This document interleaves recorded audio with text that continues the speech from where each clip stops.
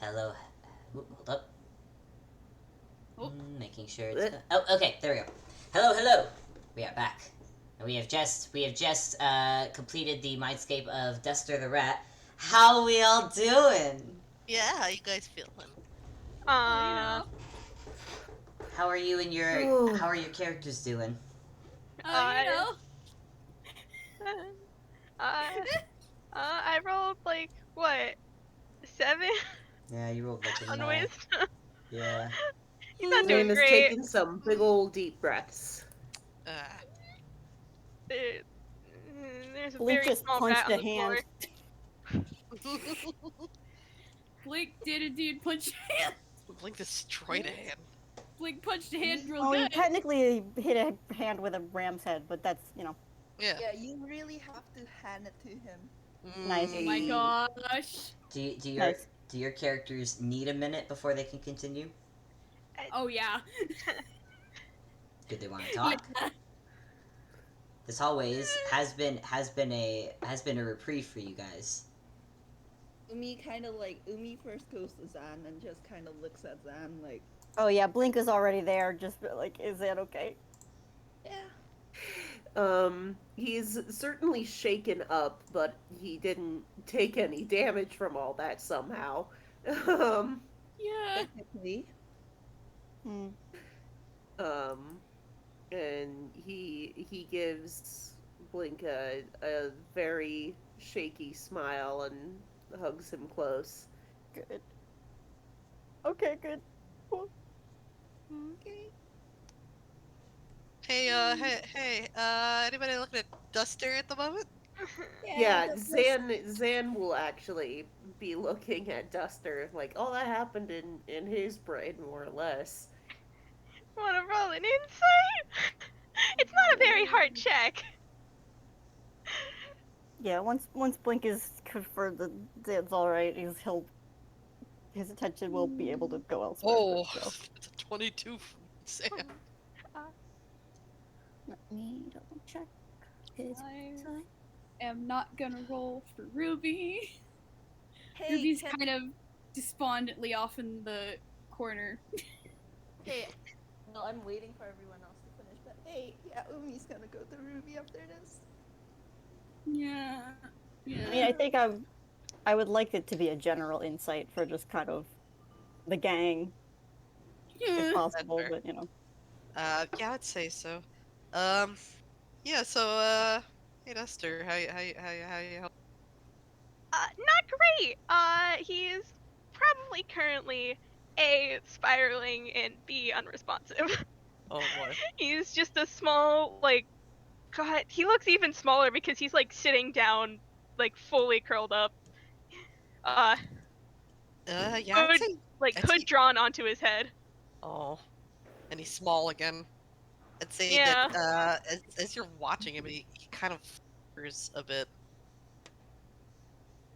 Like he becomes see through just briefly before coming back into thing. It happens for a bit until it steadies, and you hear Doc from above it like, "Hey, are you okay in there? What happened?" Give us a moment, please, Doctor.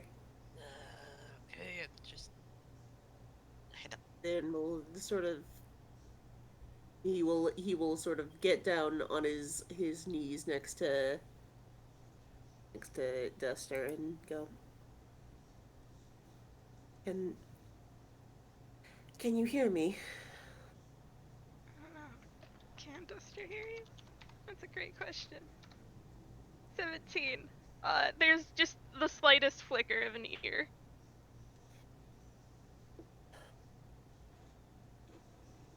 Get it out. Everyone is all right.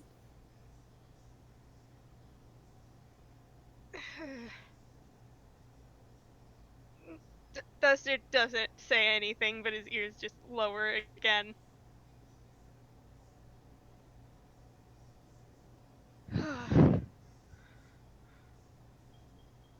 I need to give this rat a minute. Yeah. And we'll just sort of sit beside him. I mean, I think Blake would also like to do the same. you know, Blake doesn't know Duster very well, but he does. I mean, he knows him from before a little bit. He knows enough to not actually touch, Yeah. as is his like instinct, but like, you know, he's.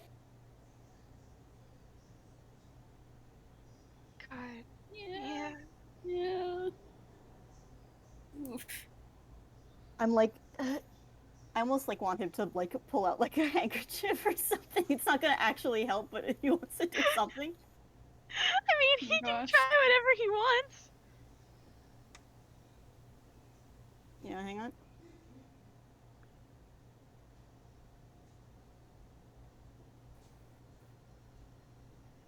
Do that. Or maybe I mean it's a handkerchief, but it might be like a fun little it might act as like a one of those like shock blankets Oh my gosh. for this purpose. Oh But my he gosh. doesn't put it on Duster. He kind of slides it nearby, and if Duster wants to pick it up, he can. I think And Blake after a like moment, looks away.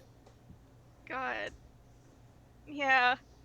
This just it takes him a minute, but he like slowly uncurls and just kind of grabs it, like pauses for a moment and just kind of throws it on top of himself because no thank.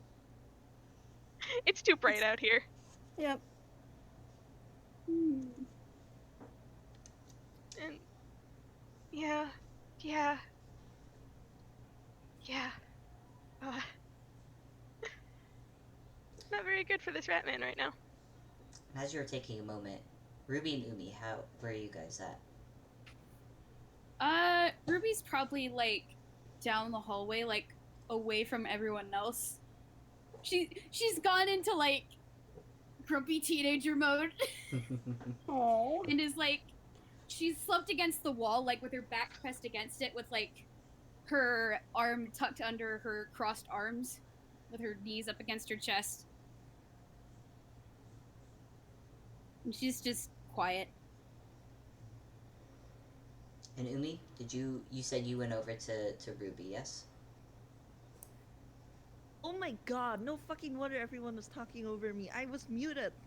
Oh shit. Oh no! Ah, That'll it was do it. like, Oh fuck. oh, why is everyone talking over me? Oh, okay. And then I noticed that my icon was crossed. I gently I pat hate you. it when that happens. God. Yeah. But, yeah, I think Umi, like, taps their, like, foot against the floor a little to get Ruby's attention. Yeah. Ruby doesn't really react for a little bit before she eventually like lifts up her head to like look up at Umi. Umi kind of stares down at her, and can they roll an insight? Sure can. roll an God. advantage. Yeah, you have advantage on Ruby. That's a Nat 20! Okay, well, time they've rolled nat 20 on insight on Ruby. man.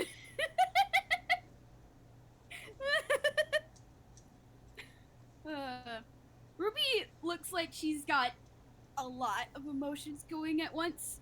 Most of it is just, well, you know Ruby, and you know Ruby, when she tends to get upset, tends to lash out, and she's trying to like keep herself away from the others because she knows she'll lash out if someone like tries to talk to her at the moment. Umi kinda takes note of that, and they were going to sign at her, but they decide against it and just kind of like sits down next to her on the floor. Yeah. Ruby just gives like a very quiet, thankful nod before she just kind of buries her face back in her arms. Umi will just sit next to her.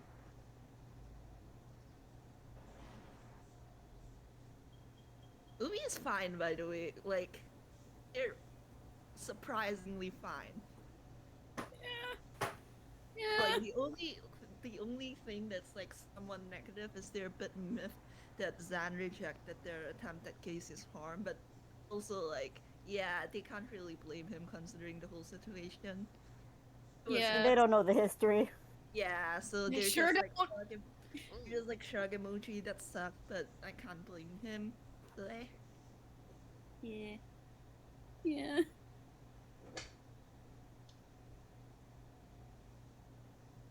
Oh man. At some point, I think like the doc is like just like switching through the different feeds. Really bad mood. I think he makes some little little wooden effigies of himself appear like in front of Ruby. Oh. Oh, Doc. Hey, inspiration point for Doc. I feel like they appear Having like Ruby had like looks up at them in confusion. Having worked with Ruby for the past few days, he's gotten a sense that she's got a temper, and if you give her something to work that temper out on, then she tends to work a little better. So he's all about just making sure that they can actually do their freaking job, and this seems like a good way to do it. You know what? Fair. he's not think- wrong. I What think, does Ruby like to do? Smash my face in? Okay. Burn little wooden effigies of me? If it works, it works. It works, it works. Like I feel like the camera like cuts over to like the other group, and then you hear smashing sounds.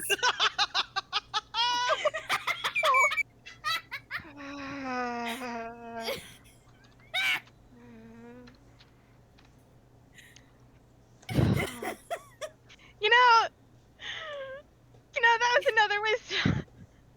That was a pretty darn good whiz save. Yeah, it was 19.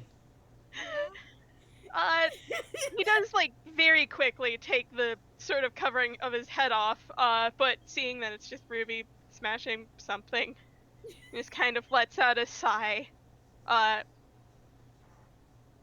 Just he doesn't like fully cover himself back up with the handkerchief, but he just kind of like places it over his shoulders.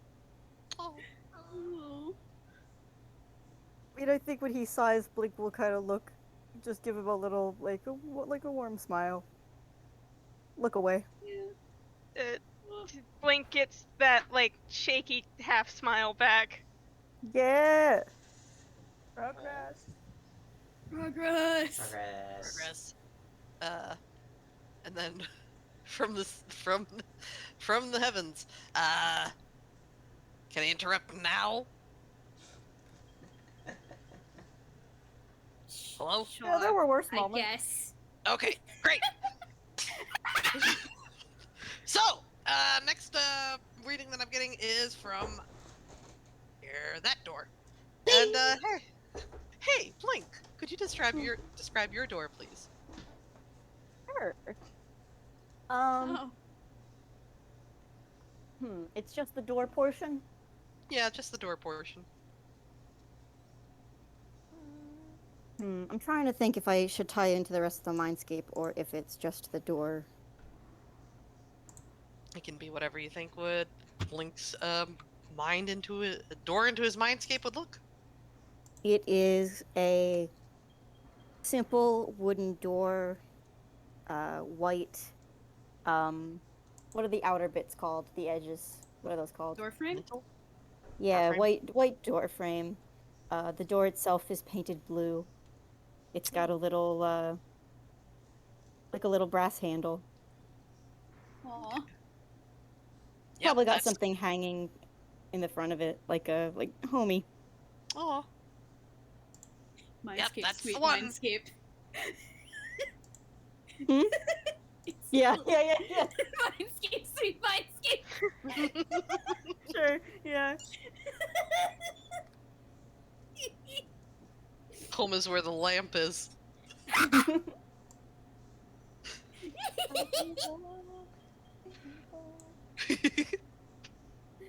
Oh man. I think upon seeing it, Blink, he will walk over and kind of run his hand along the door frame.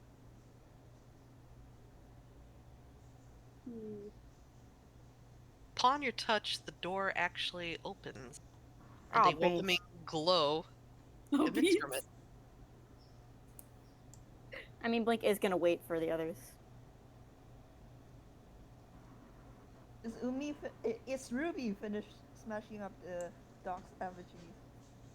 You cut to I Ruby, and doesn't there's note just the a effigies. smoldering fire pile of wood. I would like to note that if effigy after effigy just kept appearing when she smashed them, and the recognition would eventually fade away. I think it only took like 2 for Ruby to calm down. Okay. There's just a smoldering pile of whatever was once the wooden effigies. Yep. There were 3 of them, and Ruby burned 2, and just the last one she just kind of knocks over. Yeah. Just it gives a kick to the shins and it topples over.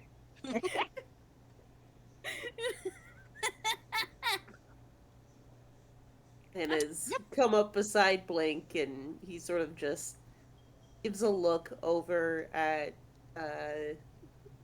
Ruby, Nui, and puts a hand on Blink's shoulder.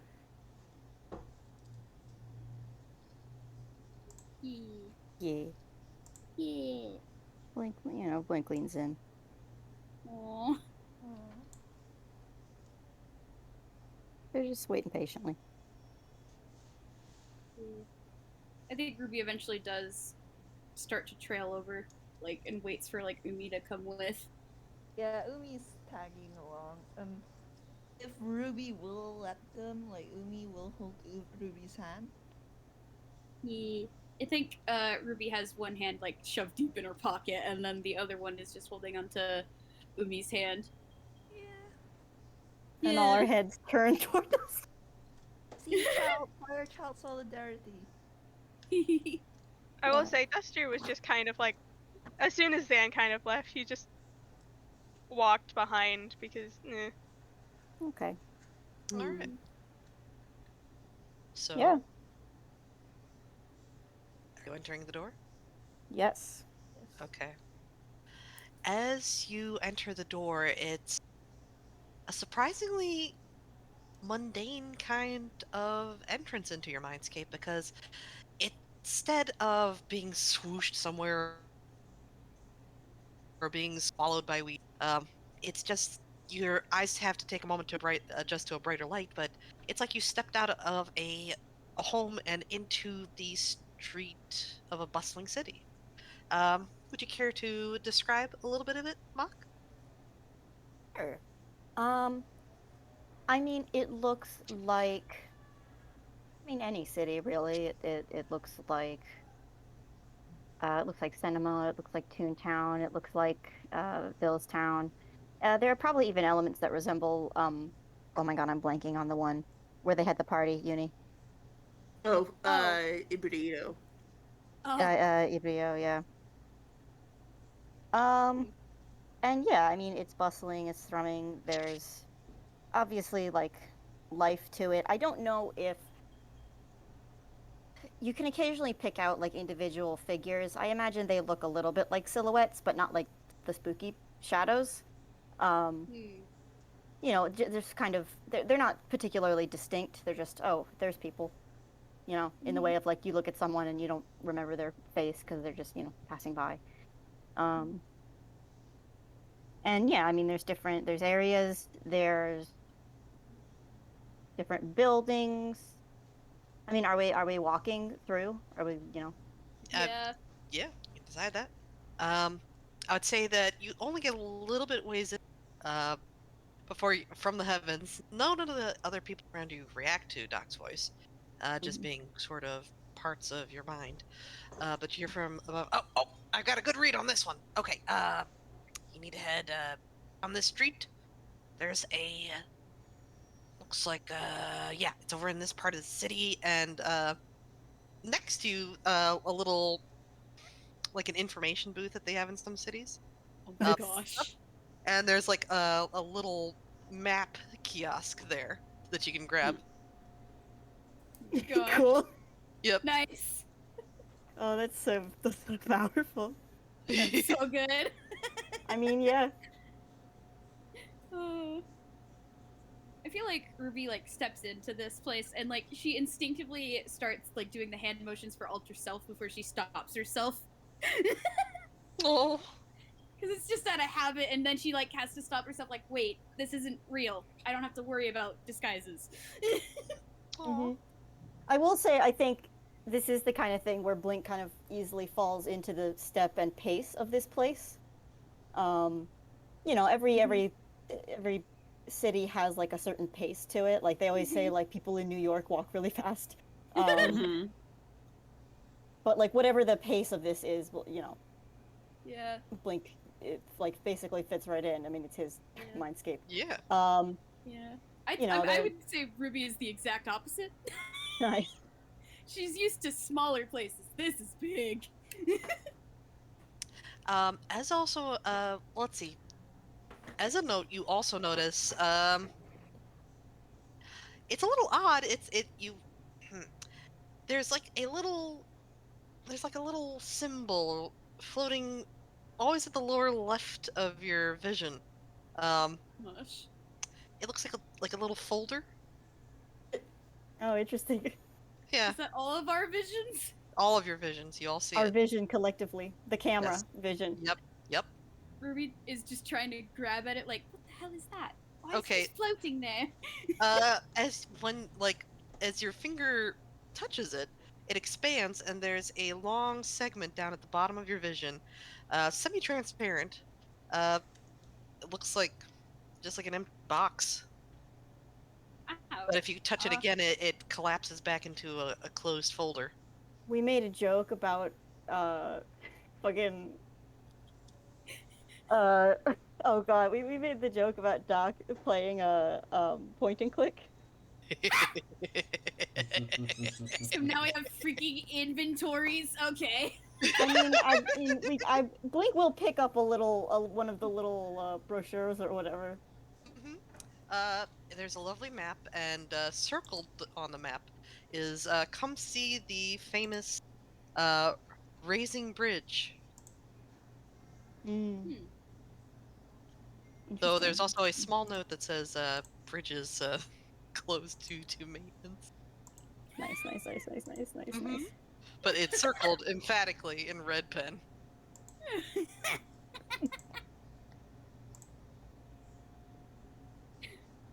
Blink like shrugs. I want to say he almost puts it in his pocket because he already kind of knows the general direction. Okay. In the way of like if you know, like once they start getting closer, he can check for the specific area they're in. But Question: if Blink puts it in his pocket, does it appear in all of our inventories? Yes, it actually. yeah. Hey, if you press the little folder, there's a little folded map in there now. Oh my god. amazing. Ruby makes this discovery and starts waving and pulls it out and starts waving it about like, guys, look at this!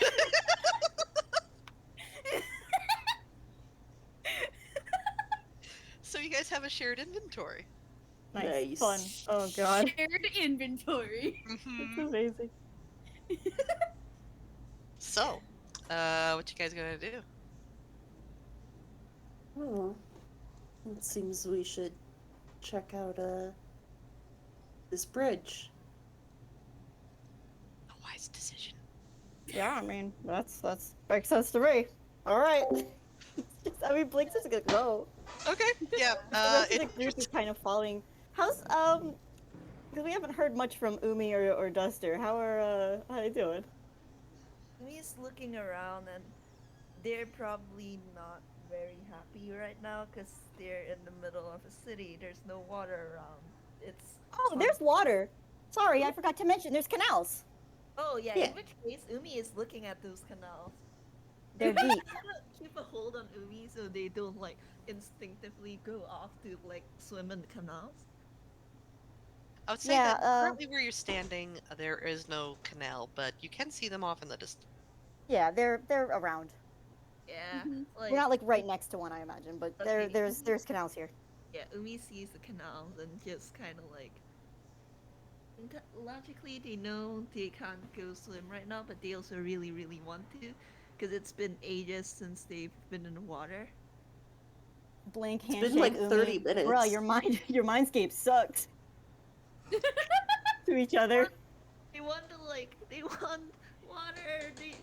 They haven't been back in the ocean for a while now in the real world because their leg was hurt, and then they got to go back to it in their own mindscape, and then now they're somewhere where there is literally water right in front of them, but they can't go swimming. Well, I mean, Ruby won't tell. Just take a quick dip. I'm gonna roll with safe. Yeah, no. Unfortunately, Umi actually has decent wisdom, so they're not gonna go swimming. You know better. Aw. Yeah. No better. Shame. Yeah, I mean, I think we start making our way through. Am I allowed to do a little more description if we pass some buildings? Oh, absolutely. Wait, before What that, you- how's Duster doing? Yeah. Oh yeah. I'd like you to take a wild guess. Not her. Bingo. I feel like Ruby's gonna like bend down and actually hold on. I'm gonna do a con thing real quick. Boop-a-doop. 23. She now has her red coat. It's back, baby. Hell yeah. And she's just gonna offer her hand out to Duster. She slips it on and like just gestures to like the hood that's behind her head. Hold on, I need to roll something. I think that's just it's just a flat modifier. 9. Duster flinches. Oh, buddy. Oh. But does like very hesitantly step onto your hand. Sorry, did I move too fast? It's fine. Okay, just hang out in my hood if you want. Do you have your music box? Duster's gonna fucking pull it out, I guess. That's a 9. Yeah, he does. There you go. You can play it if you want. Okay. Yeah, Duster's just gonna hang out in the hood.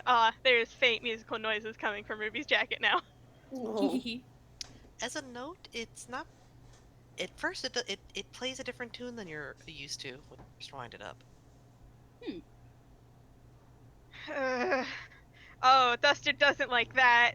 It goes. Oh. Dun dun dun dun dun dun dun dun dun dun dun dun dun dun dun dun dun dun dun. I think Duster stops playing it. It's not the song. Oh. But if he tries again, it plays what he's used to hearing. Okay. So Good. that's first time. Can Ruby roll anything to see if she recognizes that tune? Question mark? Sure. How about history? Sure. History. Neat. That's a +8. 18. What do you think, Fable? I think 18 is actually really good. If you did anything below a 15, I was gonna say nah. But with an 18, I'm gonna say it. It honestly gives you a bit of deja vu. Cause you trying to think. This is something you have not heard for a very long time. And the last time you heard it, you were very, very young. Oh. But you remember vaguely at the time being aware that what you were hearing was very, very old.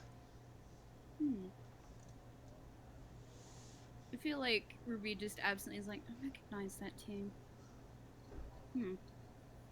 And like she's like pondering on this as they walk. I'm so tempted to roll history for Umi, but I do not think they'd recognize the tune, so I will not even try. Okay, that's fair. Hey, Zan, what about you? I'm gonna mute the Nope. neighbors. That one. Aw. It's Boo. not one that you recall hearing. He didn't Don't get a whole lot of sorry. songs sung to him as a kid. No! No, shut up. Get Ah, out fuck. of here. Company dumbness. Part of me wants to make an argument because Zan's a history nerd. You know that's true. Roll with advantage. All right. Zane's a history nerd. What Yeah. could be another nut one? Oh, Hey, 24. 24. What is Zan get with a 24? Zan with it. I mean, that's a 20. That's a 24. Not only was this a song that you would have heard played at the orphanage, I believe, back in your hometown as a kid, but this is Zan. That was a very, very old lullaby. I would wager that you've only ever heard the music, though. Perhaps even as just like a music box like that, like what Duster has. So I doubt you'd know any of the lyrics to it, but the tune, especially played over the music box. The tune you have heard before. Yeah. But it's been a very long time. It's nostalgic. I feel like Ruby's humming it as they're walking. Oh boy, okay. Aw. Aw. Okay. Mock, would you like to describe some of the buildings you pass on your way to the bridge? Mostly for fun. But I think Give us the flavor text. yeah, I mean, as you walk, just along the streets, there are different buildings. You can look into the windows. I mean, some of them are shops, some of them are dwellings. Ruby, as you walk by one,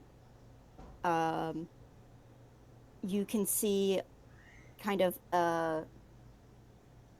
like a simple kitchen area with a door that leads out to like an interior courtyard. And in that interior courtyard, there are trees. It's almost like a garden, except you don't really see the other side of the courtyard. There's dappled sunlight coming through them, and it's the ground is a little bit swampy, but it's quite nice. If Zan were to look into the window of a building, he would see that it is packed with books from floor to ceiling. It's well lit. There are comfortable chairs. And in one of the corners further back, there is a little window seat with a chess set set up right on it.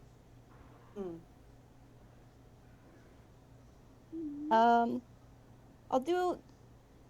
Those are the two that have actual specific ones, Duster. I'm gonna have you get a peek at one that is part bedroom, part observatory, in terms of like, looking at the sky, the stars, there's star charts. And while it is daytime here in this portion of the mindscape, looking out the window on the other side of this room, you can actually, it's nighttime and you can see the stars. And, Umi, as you walk by one of the buildings, it looks like it could be a store.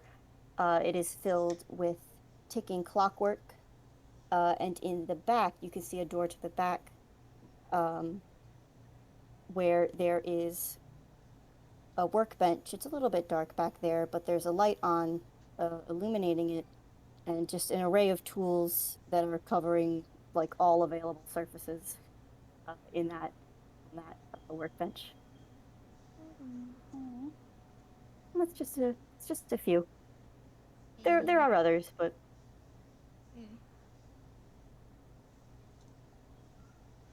Okay. As you pass through these places, you eventually come to the bridge, and it is like one of those raised bridges where the two halves lift up, and apparently they are currently stuck in the upward position and nobody can cross. But it is a beautiful feat of engineering. Would you like to take a look around the place? Sure. Investigation? Investigation or perception, however you'd I'm like to do doing it. investigation. Okay, 17 from Umi.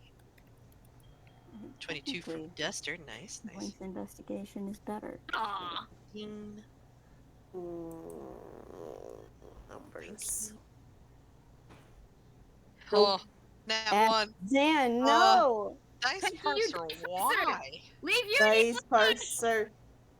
Does not like Uni. I I mean, didn't even this has describe been Larry's established building. pretty clearly over the last 2 years. I know. I always hope that the streak will break and you'll be able to have good luck.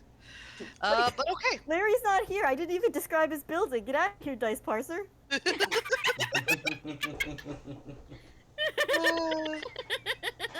Okay, but I believe Duster with that 22, you notice that there is the mechanism actually for raising and lower the bridge. There is for you at least, there's a tiny little exclamation over it. I think we're working on Toon logic here. I mean, I think Duster would know best, if anyone, given kind of his genres. Uh-huh. Yeah, he's literally from a video game. Fucking his art style, ripped straight out of a video game. And Duster kind of like gestures in that direction. Okay. Anybody going to touch the exclamation point? I mean, as soon as Duster points it out, Ruby starts walking over. Okay. No hesitation. Umi's walking next to her in case, you know, wisdom brainstorm needs to stop the smart brainstorm. As soon as you touch. Blink is gonna go look, but someone else is probably gonna get to it before him. Okay. Zan, what exactly were you doing? Were you just caught in the crowd? Yeah, I guess. It's fair. Okay, as soon as you touch the exclamation mark, a new little symbol appears in the top right corner of your vision. It's a little book, and it opens and it says, "Quest, fix the bridge." Oh my gosh. Oh my gosh. Side quest. You don't know. This might be the main quest. What does fixing the bridge have to? And like Ruby can assume that everyone else can see like the little quest. Can they? And they? They can indeed. Zan, this might be a little bit of a surprise. Oh. Oh, goodness. Okay. Amazing.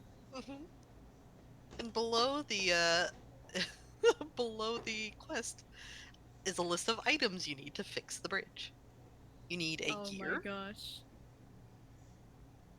You need a mechanical engineering book. And you need some tools and some oil. Think you could put that in the game zone? Sure. Yeah. I mean, sorry, in the menu. Yes. Umi might actually have some oil in their in their hammer space. How about you try and take it out? Okay, let's go. You can edit the one that you started. Yeah. Okay, you take it out. Are you gonna try and add it to the inventory? Umi just stares blankly at oil in their hands. They have no idea how they're supposed to add this to the inventory. I think Ruby shows like here you I think you have to you see the thing at the bottom left. Umi I think if you open it, it opens the hammer space we're sharing. I think it's a hammer space, and we can only assume it's a hammer space. The shared inventory. Alright, they're gonna try and put the oil in. Okay, you just kind of drop it in. Yeah. It drops on the floor. Nice. Hold on, let me. And like Ruby's gonna drop the pamphlet that she still has out into the inventory in the same way. It enters. Okay, I think it has to be things we find in the mindscape. It won't accept things from hammer spaces. You got it. You did good. Umi nods and puts it back in the inventory. I'm kind of relieved because I was like, oh shit, did I accidentally break it? No, you didn't. Zan nods and goes, we passed a building filled with books a moment ago. I can look around in there for the one we need. We've got a lot of things to look for. And like Ruby is like looking back the buildings, and you can see the suggestion coming up. Do we want to like split up and look faster? Let's split up, gang. sorry, go. Sorry. Yeah, no, that's it. Should we like split up and try to look through all the different buildings? Look in two little groups. That'd be up to you. I don't think I can carry half these objects on my own. Well, I can carry them. I mean, in theory, you could put them in there, and he gestures to the bottom left. Ow, it's very awkward to pick things up and put them in hammer space already. I could do it, Duster. Don't worry. Okay. Like, if you find it, just holler for one of us, and we can grab it for you if you need. All right. Yeah. Okay, so where would you like to go? I think like Ruby is gonna start heading off towards the closest building. Okay. Nice. It was noted. Like not even caring what was specifically was in it. Okay. Breaks, we're so powerful because we did not plan this, but also we set it up so well. I know. It's so good. All right, and then I believe Zan was going to look into the book room, book place. Yes. Okay. Wait, who are the groups? We have 5 Yeah. people. It sounds like it's Duster and Ruby, and then I guess Umi, Zan, and Blink. Unless Umi. Umi's gonna go with Ruby, I think.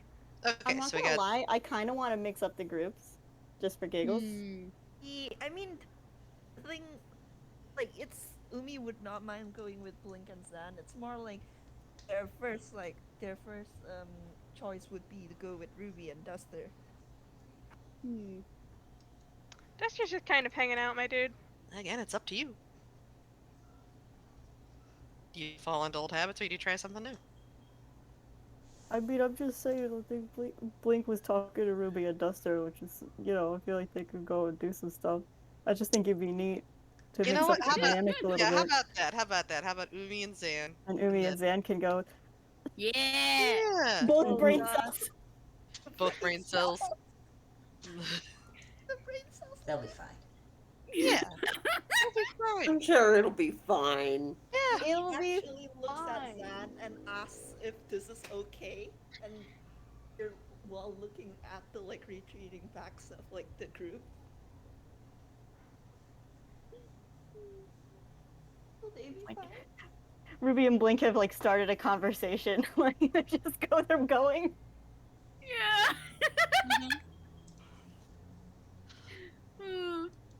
Okay. San and Umi. Mhm. If you're heading towards the bookshop, let's see. It's for navigating the busy streets. How about I get a survival or history check to see if you remember your way back to that point. Survival, huh? Survival or history? Or history, yeah. Okay, I'm looking at both. Okay, I know which one I'm choosing. Oh. Okay, yeah. I would say that Zan, you know exactly. Umi, it's again the crowded, busy streets. You're going away from the water because the bridge was crossing now. But with Zan's guidance, you guys make it to. Zan offers a hand so that they don't get separated. Umi kind of blinks at Zan and holds the hands and reminds them of someone actually. Oh. Okay. You arrive back at the what looks like a shop, perhaps, filled floor to ceiling with books. and you enter a little bell rings, ding, ding, ding. And it's kind of like you entered a different scene. Uh, I there, imagine it's like one of those like. Have you ever seen like those used bookstores that have like that basically they just invite you to like sit down and read the books? ooh, that's comfy. There was yeah, it's really Mhm. comfy. There was one that I was at that was like 3 storefronts, but like they had Oh. bought all of the storefronts and there was just one entrance and exit, and the different rooms were like different like genres, and there were like comfy chairs all over. Oh, that's beautiful. It was really Mhm. cool. Good. So a very welcoming, cozy space, just crammed with knowledge. Yeah. So what would you like? What would you like to do here? Well, I'd like to say Zan knows his way around a bookshop. Absolutely. Are you going to be doing an investigation to see if you can find the mechanical engineering book? I think that makes sense. All right. Can I say Zan has advantage on this? I'd say so. Oh Oh, yeah. he doesn't need Oh, advantage. He He's rolled got a a natural nat 20, 20. so that's good. Oh man, it Ye- like it was nothing. You walk in, Zan- it's the first book you pull. You just pull her in. Yeah. I know. He just pops one off the shelf and uh, gives Umi a small grin, and um, he signs at them. His Toon side language is a bit rusty. He hasn't needed to use it for a bit, but he does sign at them. Um, you and Ruby are close.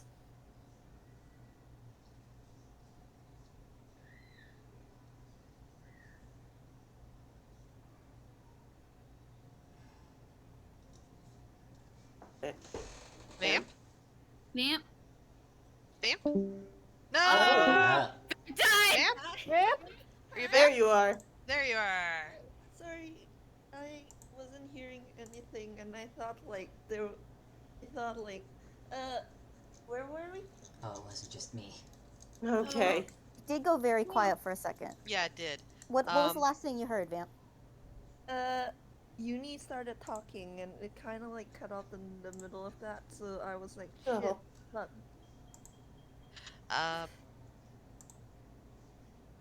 Yeah, I believe you, Zan asked Umi, how they knew that they were friends with Ruby.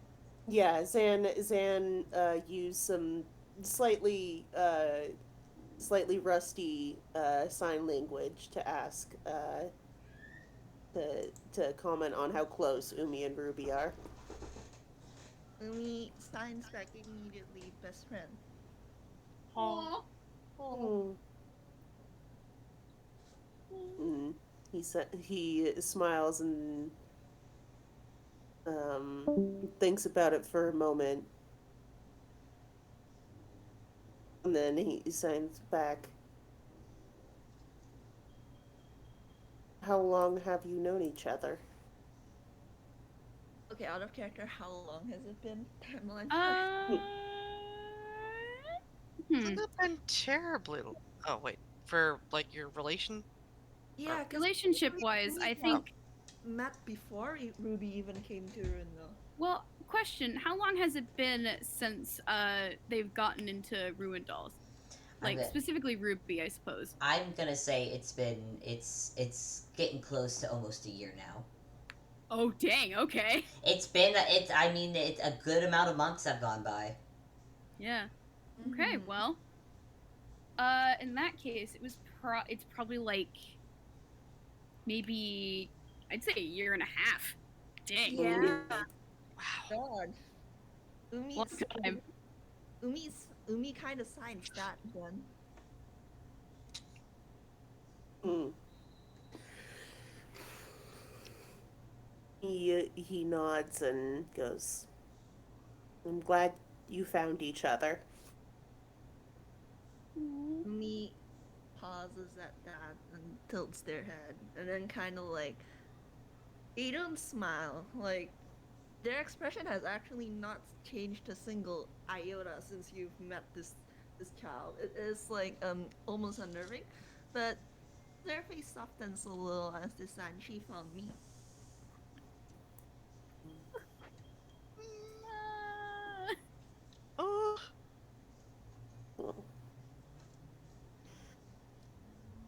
Then he smiles once again and says, "Well, shouldn't keep you apart for long." And he sort of gestures with the book. I don't know if in the dream space they need to pay the dream bookshop owner, but Umi signs, we can steal it. Zan, you don't need to pay. The dream shop owner he is asleep. just sort of clicks his tongue. Hmm. Zan, you don't need to pay. It's your shop. Oh my This book gosh. belongs to him. Yeah, I mean, that's what I It's his figured, building. but also Zan is too polite for his own good sometimes. Umi is literally like, we can steal it at Sand, and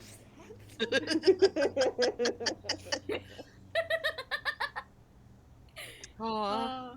It's the bad influence. Mhm. It's there. Oh, so are you going to try and put the book into the shared inventory? Yes. Okay, this one enters, no problem. Yeah. Zan, you get the vibe that the owner won't mind. Yeah. Okay, so I think with that we'll jump over to Ruby, Duster, and Blink. So where are you guys going? Hmm, just a random building. At least Just in a Ruby's random building. case. Okay. Cool. Okay, let's see. This is an interesting one, just a random building. You find that while it certainly appears that someone lives in this building, for some reason the door won't open when you go up to it.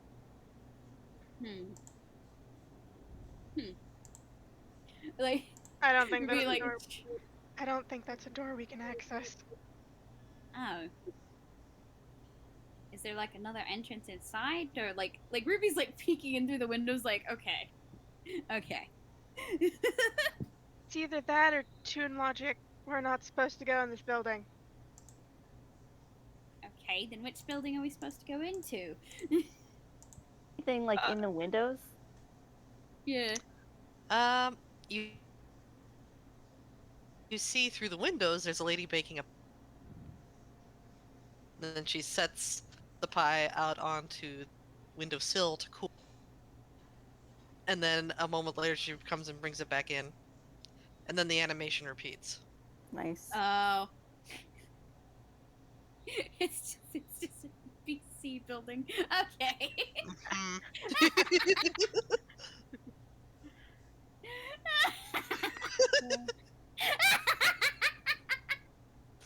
I saw a building with an observatory earlier. I don't know if that'll help at all, but We could try that one, yeah. Isn't there also like a tool shop looking place? is there a tool shop?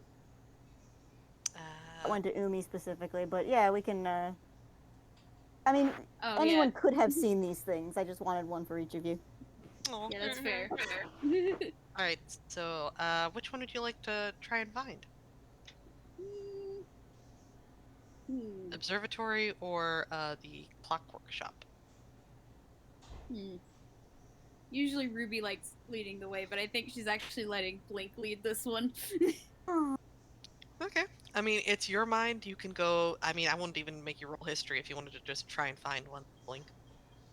Yeah, I mean, given the things that they need, the kind of clockwork place would make the most sense. Okay.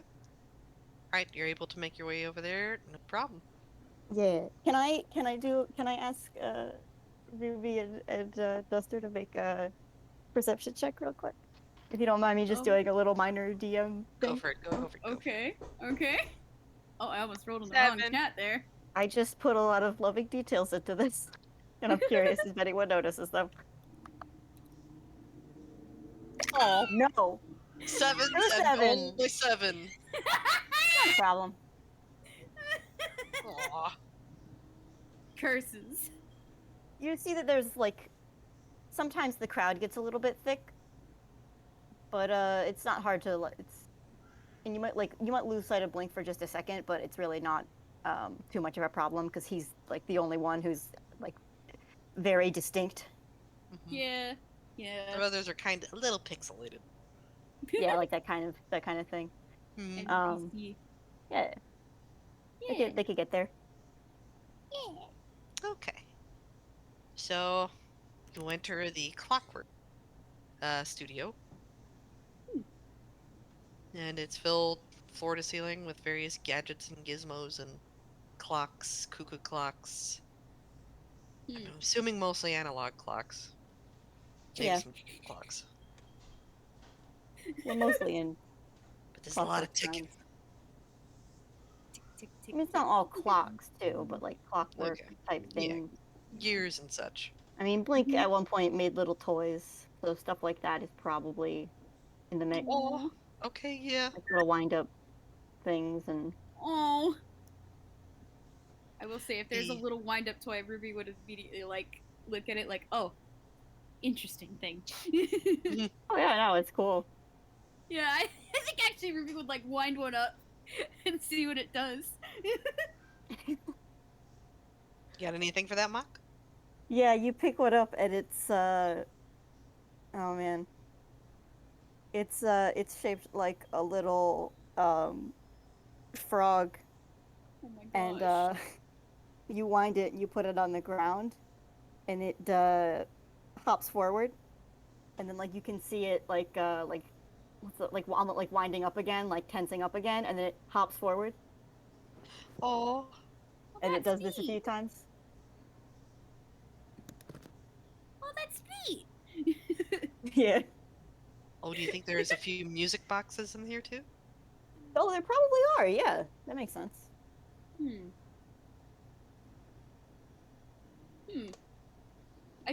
I feel like Ruby's gonna like curiously take like one of the music boxes and just play it to see if it makes that same lullaby from before. I think this would be more of a song Blink would be familiar with. That's a great question. I don't have anything specific. That's fair. But maybe just like maybe just a song that Blink heard when he was little. Yeah. Oh. Oh. I think I don't even know if there's a particular beat to it. I think it sounds like wind chimes. Oh, It sounds like a I mean there is kind of a beat to it because it's a music box, but the sound itself is like wind chimes. There's not any like melody to it. Mm-hmm. Cool. great. I think Ruby just puts that in the shared inventory because she likes it. Aw. Unfortunately, it does not enter. Aw, Ruby pouts. I mean, there's gears in there. There is, but not the kind of gear Not the you one look for. that's not the one with the Not little the glowing quest outline. item. Yeah. Alright, well, Ruby's stubbornly holding on to it. Pick you. Okay. It's in You her know what? actual physical pockets now. Okay, we'll see how that works out. Oh boy. Okay. But how about some investigation? Yeah, let's do some Investigation. investigation. I'm gonna use my action to give Ruby advantage on this. Aw. Okay. Thank you, Dexter. 17. That's pretty good. Hey, 25. Holy Nice. Jesus. There are being in a clockwork shop. This is, I don't know, trying to find a needle in a needle stack. Yeah. But you eventually find one, a large one.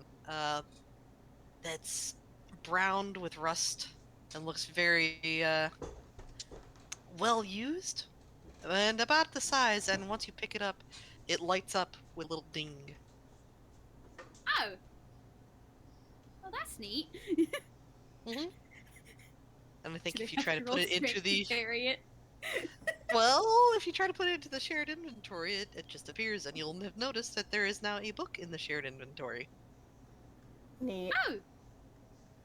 Like Ruby like opens the shared inventory and like she's got like the biggest grin towards Blink. Like, oh look, I think they found one of the other things.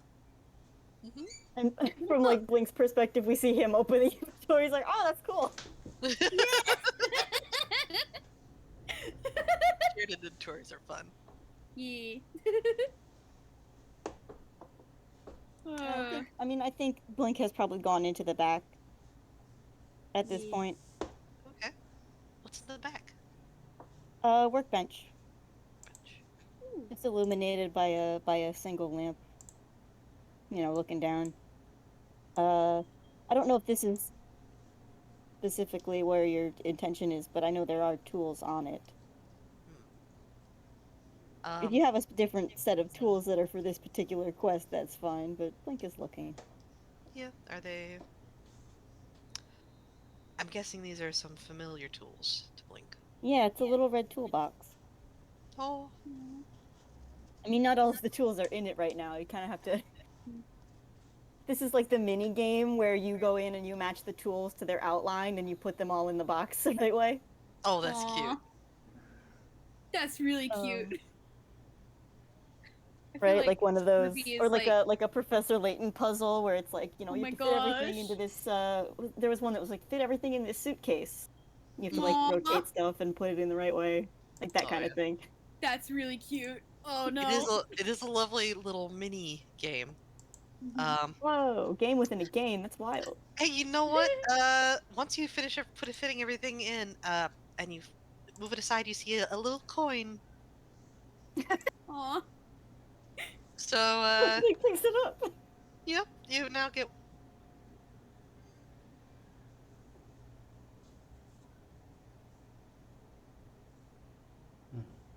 A little bit. Everybody like else Ruby sees like has- in the top, right next to the book at the top, the top right. There's a little icon of a coin and 1 next to it. Aw. Incredible. That's amazing. If it I think doesn't like glow up Ruby is Oh, go ahead, sorry. trailing behind Blink as like he's doing like this little mini game. Is this like your space?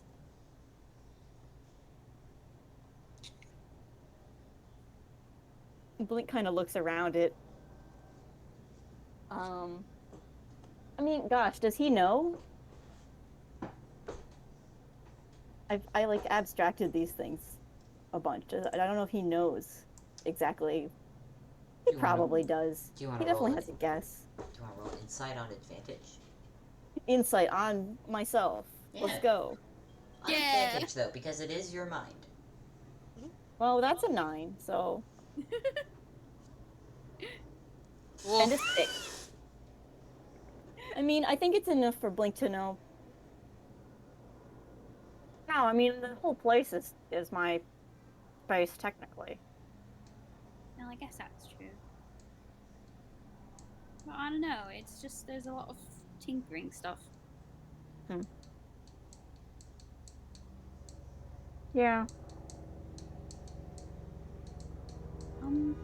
I think even without knowing exactly, like, like, whose space this is, there is, like, a slight, like, vibe of, like, I almost want to say, like, a longing.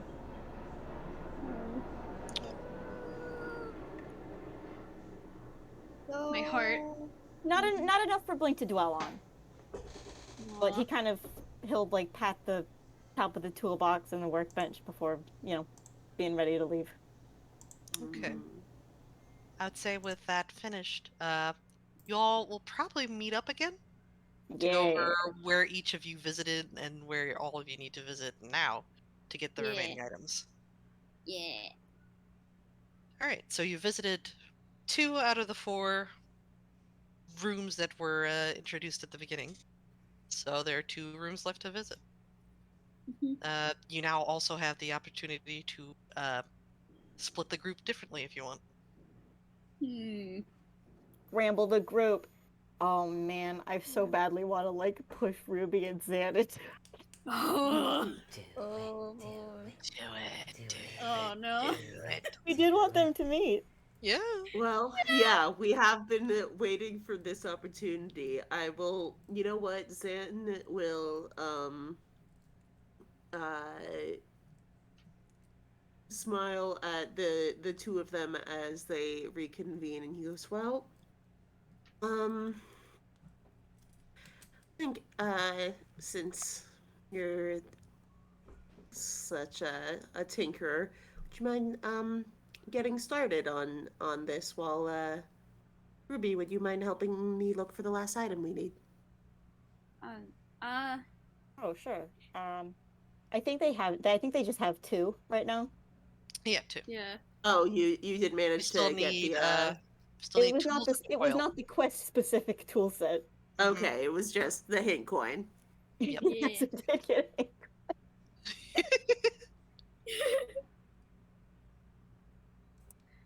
I mean, Okay, but still, sure. he has asked. Yeah, Yeah. he just came out and said, like, Ruby, would you mind coming with me? Yeah, yeah. I will note there is like a bit of a hesitation before Ruby eventually nods. Yeah, you still got that rat? She still got that rat. Yeah, There's still a baby. rat here. Does Rat maybe want to switch partners for charging with? Nah, he's cool. I mean, at this Aw. moment, Zan probably doesn't even know he's in there. Maybe he's hunkered down in the hood. Cozy rat. There is Cozy faint rat. music playing from Ruby's hood. Oh, Don't worry Aww. about it. Oh. different soundtrack, alternate soundtrack. Mm-hmm. Diegetic music. Mm-hmm. Yeah. Okay. So, which we'll start with, I think, since do you guys want let's start with Anna. Which room are you guys going to take? There's the observatory and the kitchen that leads out to the courtyard. I mean, again, normally Ruby would be the one leading these, but she's just kind of letting the others do it at this point. Oh.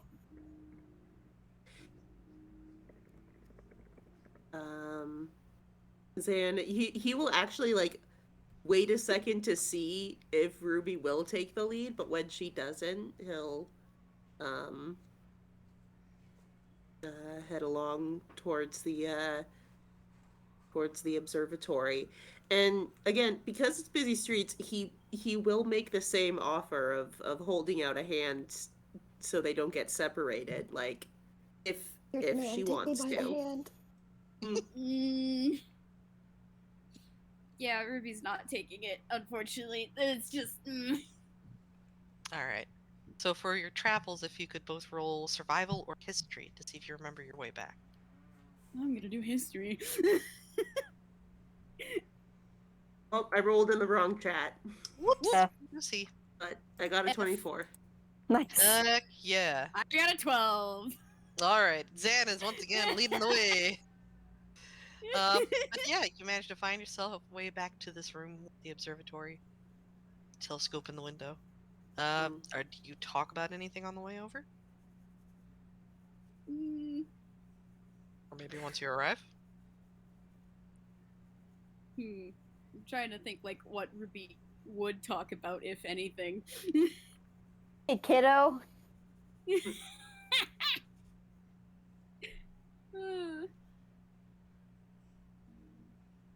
Imagine Zan might have a couple questions.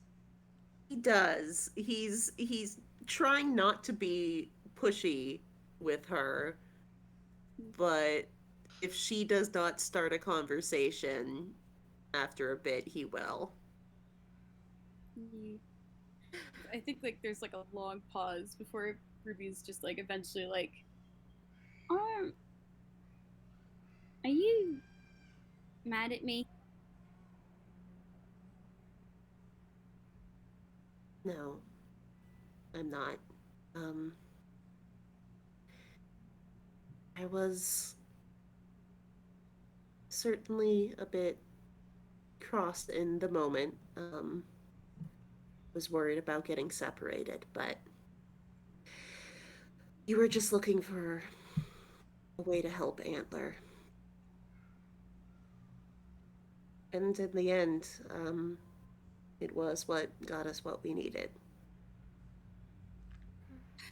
I feel like I could have done that better though. Yes, well, we all have our own little slip-ups, but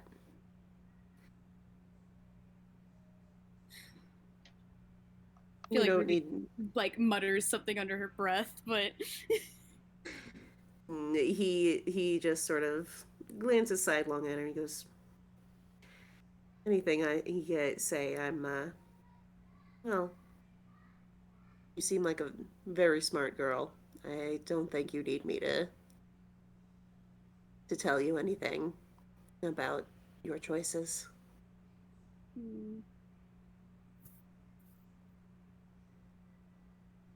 feel like Ruby's just quiet again.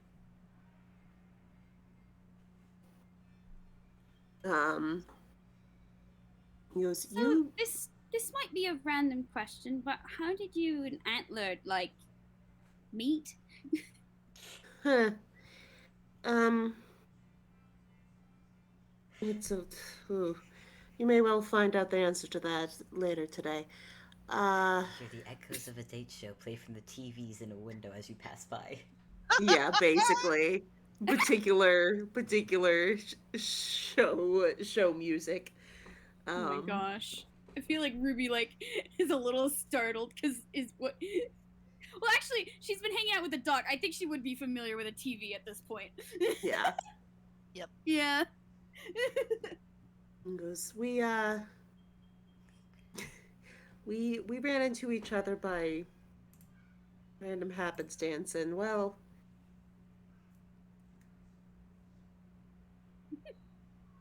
oh, it is very difficult to describe.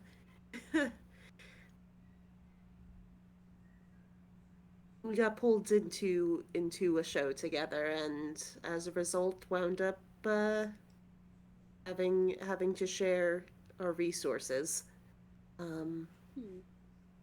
Became a well, we worked together fairly well on our own individual projects.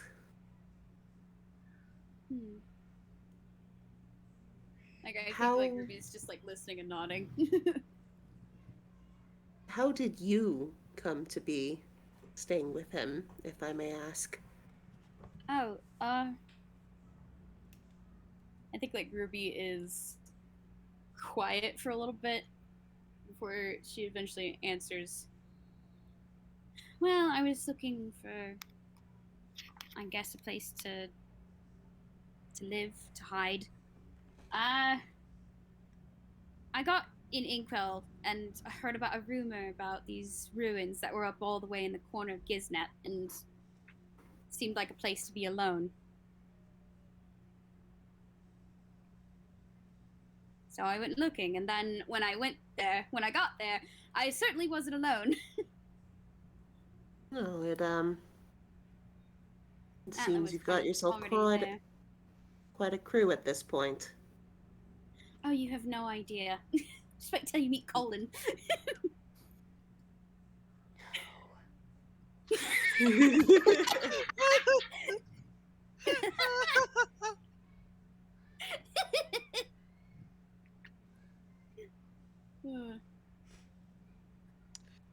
Huh. Okay.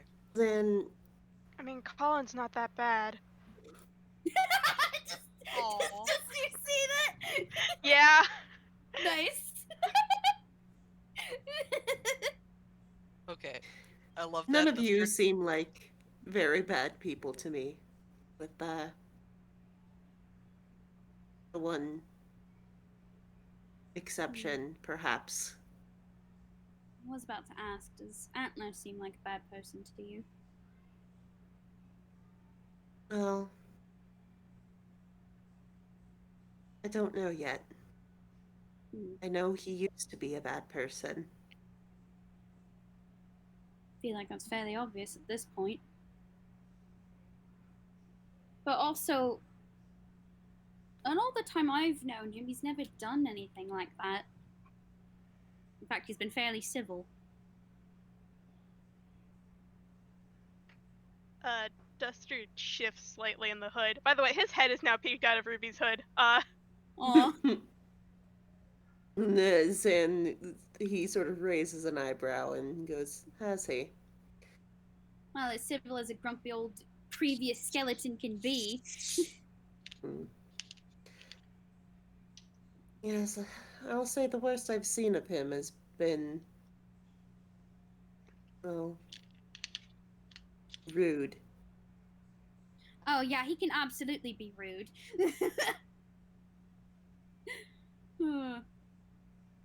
Acts like he knows everything. But then again, I act like that way too sometimes, so I guess I don't really have a leg to stand on. Hmm. Suppose the two of you get along quite well.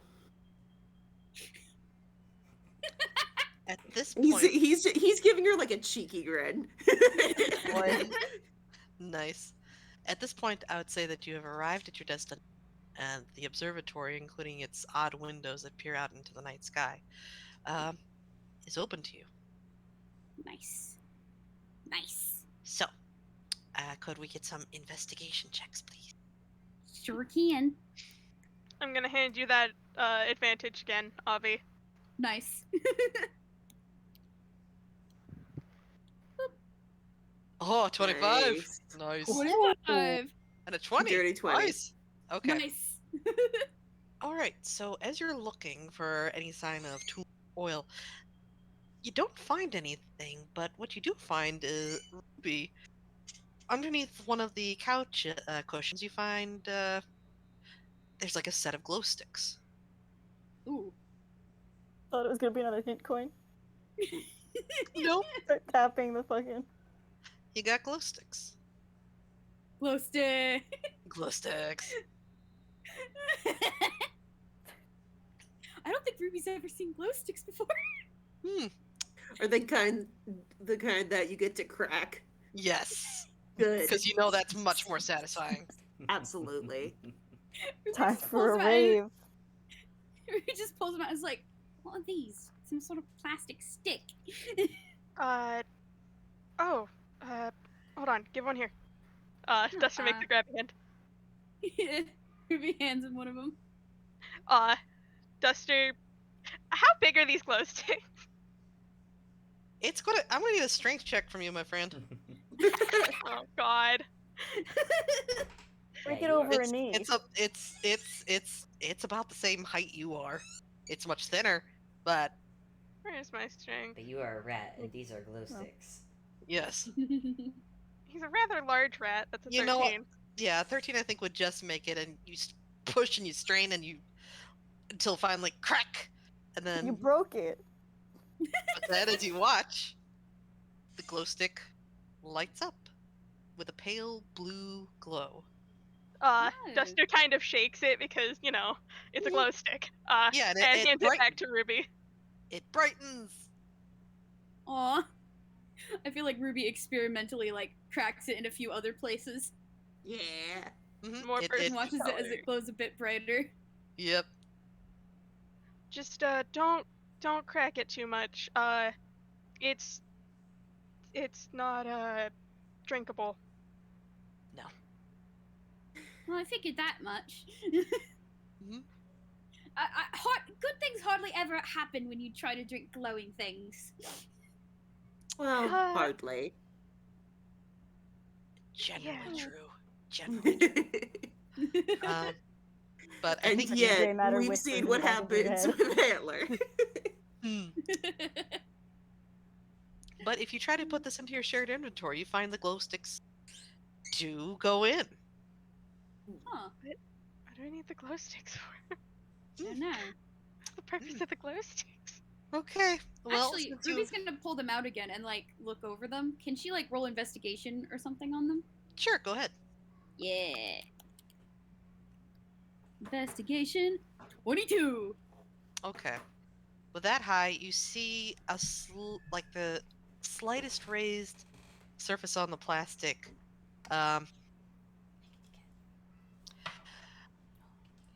For light in a dark time.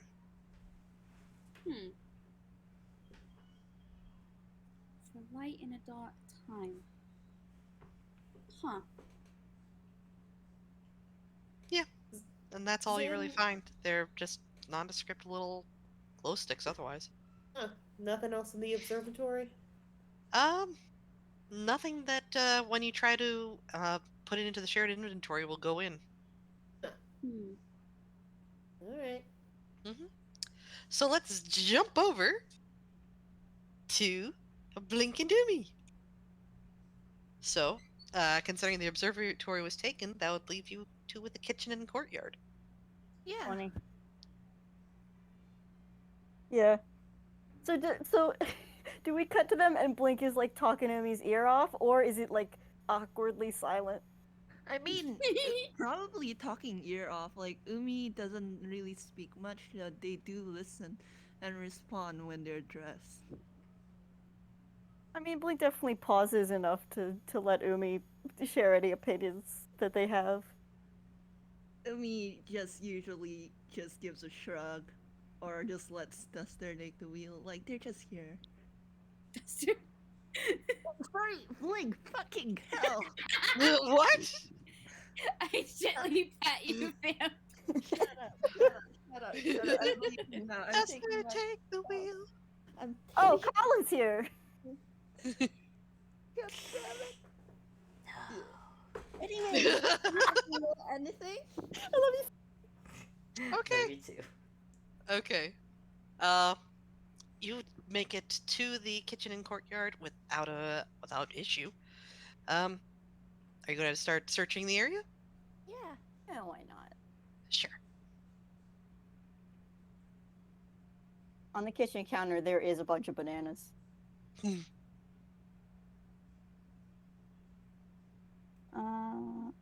Perception or investigation? Your choice. Perception it is. 25. Hot dang, 22. Investigation for Blink. Lovely. Oh, double Okay. 18s. All right. As you're searching through, there's nothing here that really matches the description of oil. But you know that bundle of bananas on the counter? I want to say that Umi, maybe you just decide to grab one, maybe because you're hungry. You start That's peeling tools. it. You start peeling one, but there's no banana inside. There's a socket wrench. Holy shit! Oh my god.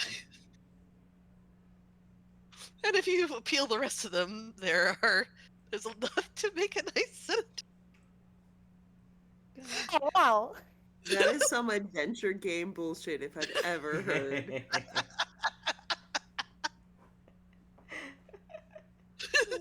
Makes you so powerful. You're just like, oh, there's a bunch of bananas? I know what's over there. And if you try to put them in your shared inventory, they go in. So you've got the Do tools. they go in as a bunch of bananas, or do they go in as tools? They go in as tools. Oh, I'm so upset that I was muted and you didn't hear my roarous laughter. I was wondering why you were so silent.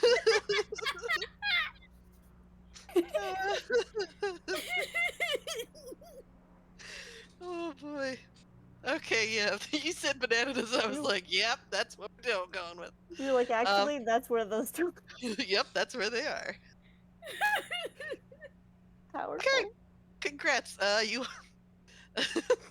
while you have the thing open, it takes a bit. I would also say that Zan and Ruby and Duster, when you open the shared inventory, the tools were already in there. Yeah. So you guys can meet up again. Yeah. Whee! Yeah. Okay, so you Man, just have it is- one last thing to find.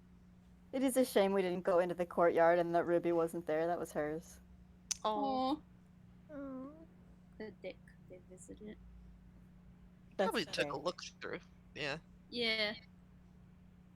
Okay. So, you have explored the 4 rooms that were given. But I believe, as the DM, I know of one room that wasn't mentioned. Don't like this, Chief. So, Blink. Me trying to remember what I did and didn't mention in that. Yeah, hang on. I'm just going.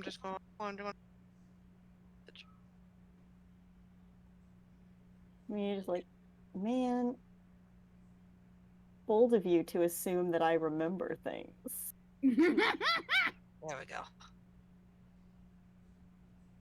Bold of you to assume. Mhm. Yeah, no, that's one that exists.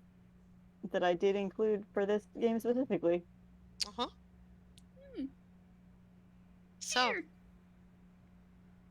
trying to recall where else they could look for the final item. I think Blink, you would have the answer. Yeah, I think he thinks about it for a while too.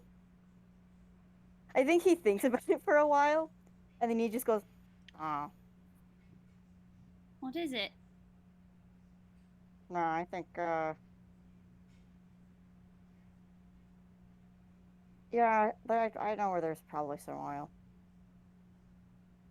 Okay. But I think for time reasons, I'll just say that Blink leads them to a house that there's a hole in the floor. Hmm. How about that? How about that? Is that Okay. cool? Can I say that? Yeah, that's fine. It leads down into blackness. Yep, leads down into it's just black down there. Ruby is reminded of the pit incident Should immediately. be. Is this Antler's room? What? Blink has not. Blink has not had them like the. He has not noticed these rooms are for specific people. Ruby has! How does Ruby know? I don't know. Maybe I'm just being too metagamey. I don't know.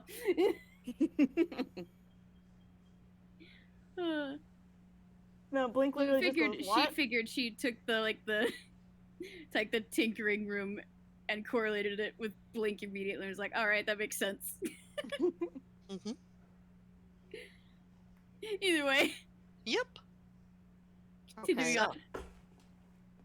No, it's probably down there.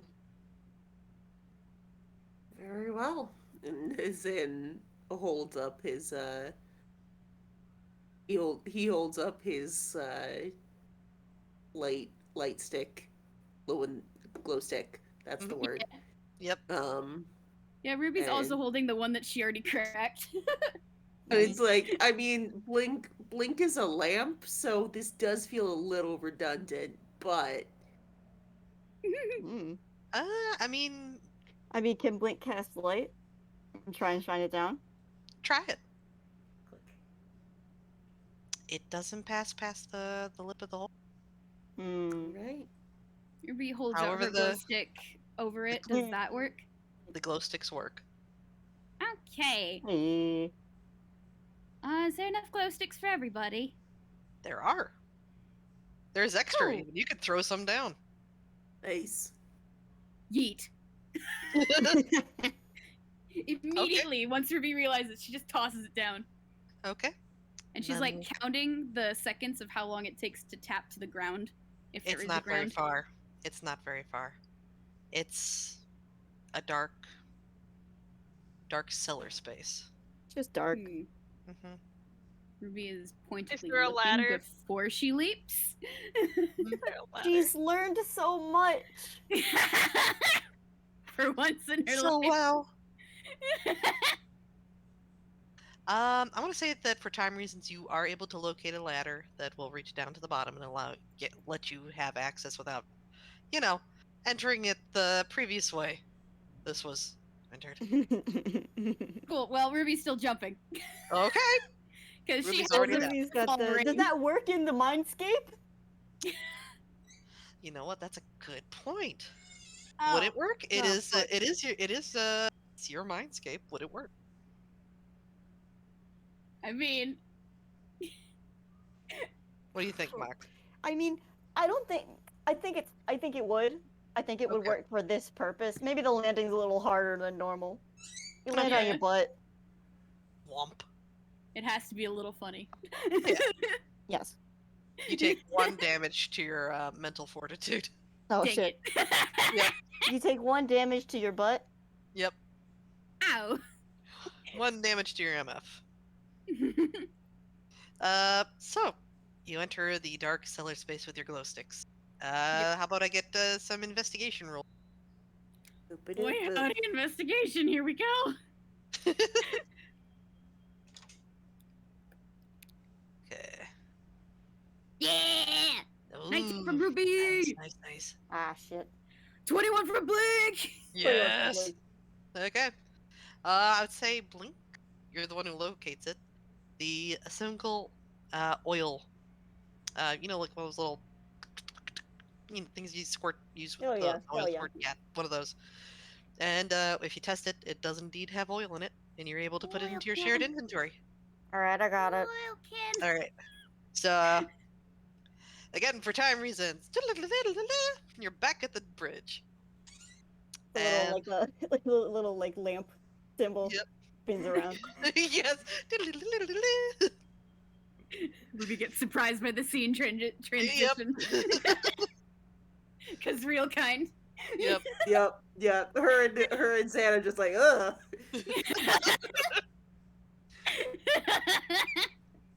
And above the gearbox for the bridge, the little exclamation mark is back in, kind of doing like a little dancey move. He's tap dancing. Yep. So, you wanna use your fix that bridge? I combine the tools and the gear on the bridge. Okay. Nice. The gear goes in, the tools straighten things out. The book is used for reference. And then after it, you just use the oil to I combine lubricate the everything oil up. and the gears. Yep. on the bridge. And then with a rumble, the gears start to turn, and the arms of the bridge lower, and you can cross. God, amazing. Ooh. I do that. We do that. Mm-hmm. Yeah. Interestingly enough, though, once you've crossed, you hear a commotion from the other, and the crowds, the ones you'd spent pretty much the entire time in this mindscape traveling through, bright and vibrant and bustling, now sound panicked, and boy. people are starting to run away from something. Oh, beans. Mm-hmm. Oh, They're pouring shit. over the bridge past you. Like, And is there like bumping and shoving? oh yeah, and... there's bumping and shoving. You guys are I feel like Ruby instinctively like grabs her hood to make sure Duster's like safely not getting jostled out. Okay, yeah. And for those who are paying attention, looking through the backs of the crowds, you're getting glimpses of a tall rack of antlers and Nice. the marching of boots. Oh, Approaching closer and closer, many boots. And as the last person crosses the bridge, you have an option. There is an approaching army with a shadowy antlered man at the head. There are controls to raise the bridge from this end. can I roll perception to see if there's any golden key thing? Well? Go for it. Let me roll perception. 18. Okay. Perception. Okay. 16. 16. What exactly are you trying to perceive here? See if there's like any golden key stuff from that's visible in that. Nothing visible at this moment. At this moment, okay.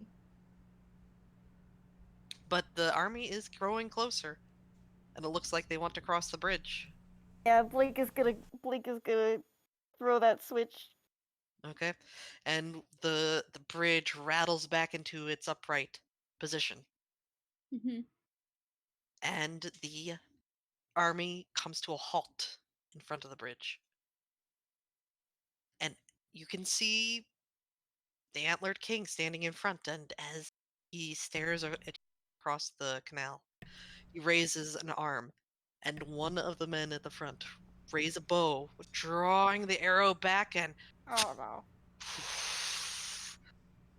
And your perception checks, you catch a glint from the arrow itself as it soars overhead and clatters onto the ground and cobblestones. Okay, Umi's gonna go and get that arrow. That's great, because as soon as you pick up the arrow, it's oddly key-shaped. Yeah. Hey, All right, you guys are gonna have to solve my riddle. Blink is yelling at me.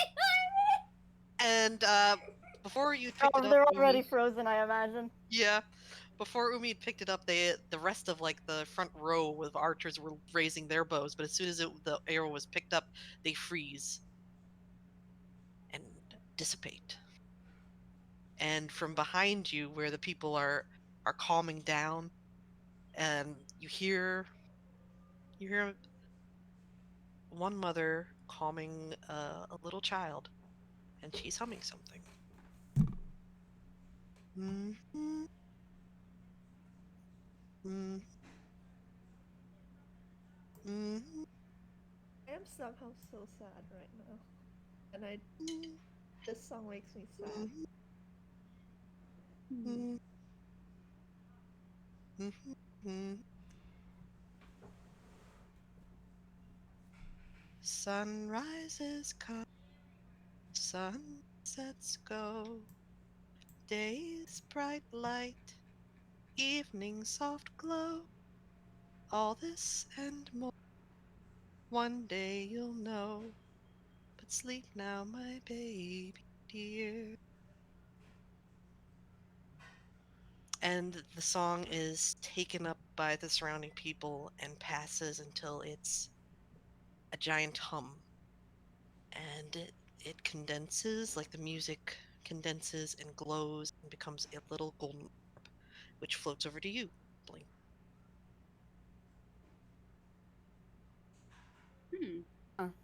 Interesting. Mhm. I mean, he is gonna like reach out and touch it, take it. You have the little golden orb, and as before, your surroundings swoosh, and you find yourself back in the collective's subconscious. The door closes behind you with a little tinkle.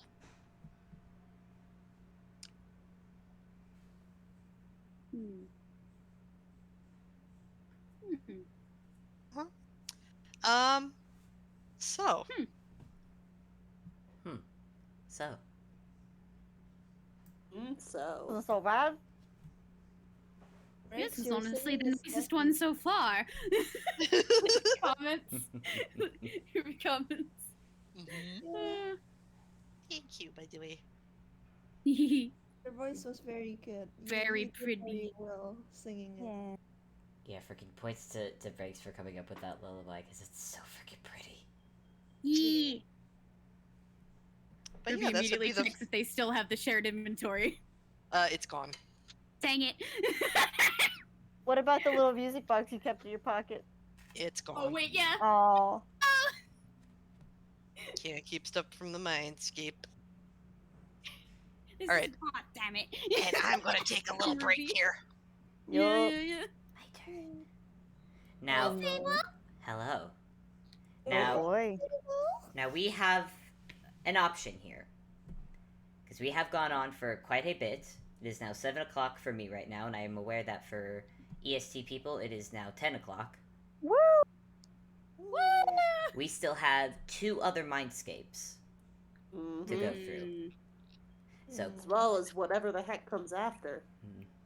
well, I think Thi- that's a different game. yeah, that's a different game. Mhm. This one was meant to be the 2 mindscapes, and then part 2 would be later. Now, question is, how are you guys feeling? I could keep going. I think I personally- could keep going as well. I You mean, sure? This is so good, you guys, and I don't want to stop. Same. I mean, the thing is, I can keep going because PST and it's a Saturday. I'm more like looking at Mock and Breaks here. Like, are you both okay? and magic. Yeah, Matt, Yeah. magic. Oh yeah, magic as well. Magic, Mock, and Breaks. Are you okay? Because you are the guys who are ahead of us. Yeah. I'm okay. Can I, while we're kind of taking a break, I just want to see, my mom is here, and I don't know if she's gonna sleep sooner or later. Okay. Yeah, we're So still let gonna me we're still go gonna just take see. we're still gonna Yeah. take a 5-minute break now between the mindscapes. Yeah. But like, Yeah, so if I'm we gonna get want to back to keep you on that. going, or if we want to end it here for now and then plan another day to continue. That is Yeah. what I'm asking. I want to keep going. I want to keep going so bad. I can't lie. I at least want to get this other mindscape. Yeah, In. I want to keep going. I do Just not let me know what just let me double Mindscape check is that next. because I don't want to Oh, be man. like keeping my family awake. Because what we can do with how we have these mindscapes planned is that we can do one more mindscape and then have the other hinted and then play Nice. it on the next episode. Yeah. I'd be good with that. Okay. I can do Yeah. that. Yeah, I like that. All right then. So we're all good to keep going then for a little bit more. I'm good. Yeah. Alrighty then. Well, first we're gonna take 5-minute break, refill waters, and get snacks, the usual. Yep. And 5 I'm minutes. just imagining, like, Ruby playing chess with somebody during this break. Lovely. Just as, like, a little break. There was a nice little window seat with a chessboard. It's It was, true. yeah. It was. Anyways, I'm gonna pause the recording. I'm gonna go refill my water and be right back. All right, we are back. Unpaused. Huzzah! Huzzah! And we continue. Yoo-hoo. And where are we there? We're back in the hallway. Yes. We sure are. Cool. We are back in the hallway. Ubi, you are still holding the arrow. Yeah. Uni hands it over to. Who was the one who had the last 2 keys? gosh, yeah, Dustin who has has one keys? and Blink has the other.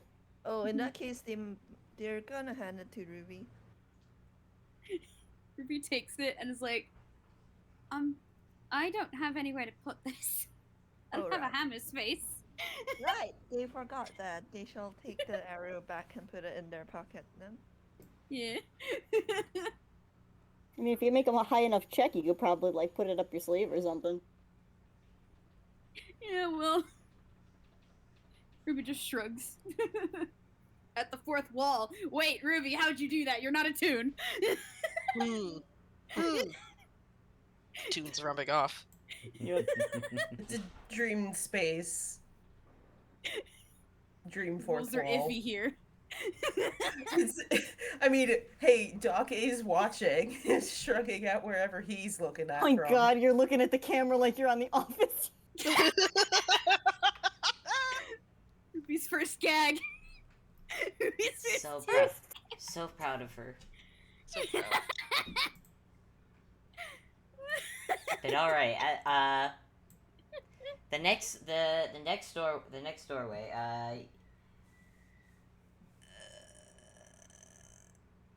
I'm gonna go ahead and say you don't hear the dog speak up this time, but you hear a bing, and you see once again a mouse, like a Oh my cursor, gosh. point over to a door. And hey Zan, what does your door look like? His door, it's honestly, if the cursor wasn't there, you might have actually somehow missed it. Like, it is, like, it's just so normal. Like, prototypical door, that's what it looks like. And,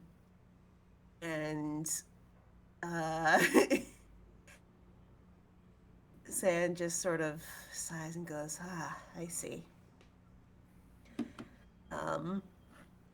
He gets up and he knocks at the door, and a voice from the other side goes, sorry, nobody's here. You can't come in. Sorry. Hello? Is there somebody else here? Like, Ruby looks alarmed. And Zane goes, yes, in a manner of speaking. And the voice goes, nope, nobody here at all. You've got the wrong place. Yumi, can I say a sign pops up on Zan's door that says no solicitors? Yeah. I'm terribly sorry. There must be an awful mistake, but yes, there's no way in, nothing past here. Just blank room, terribly boring. And he goes, okay, yes, I get it, I understand. And he gives like Blink just this sort of long suffering look. I feel like Goes, Ruby's walking over and going to open the door. she will try to rattle at the doorknob, and she can feel there's something holding it closed on the other side. Ah, Oh, come on! I think with the look from Zan, Blink says something like, "Well, I guess we'll never finish, and we'll just be here outside the door forever." Oh, I feel like Blake should roll persuasion for that one. May I? Go for it. I believe that is He should have proficiency on persuasion, but he doesn't. 23? That's He still rolled a 23. 23, and 23! there's a pause, and just, oh, don't be like that. You know how it is. It's just, if there were anything important in here, I would know, and there isn't. So I'm very sorry, and it's a matter of policy, and I'll be honest. These other three haven't been vetted. If it were just the two of you, it would be one thing. But then he goes, look, I understand your concern. She goes, concerned. I was against this from the very. You shouldn't even be out there. You should be on the inside, young man. And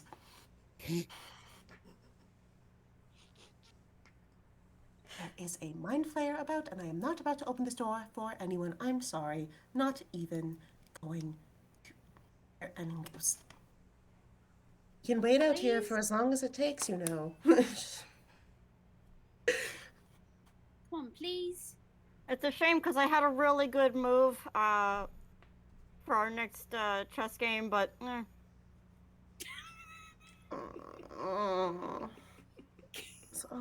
guess I'll never get to show it to you.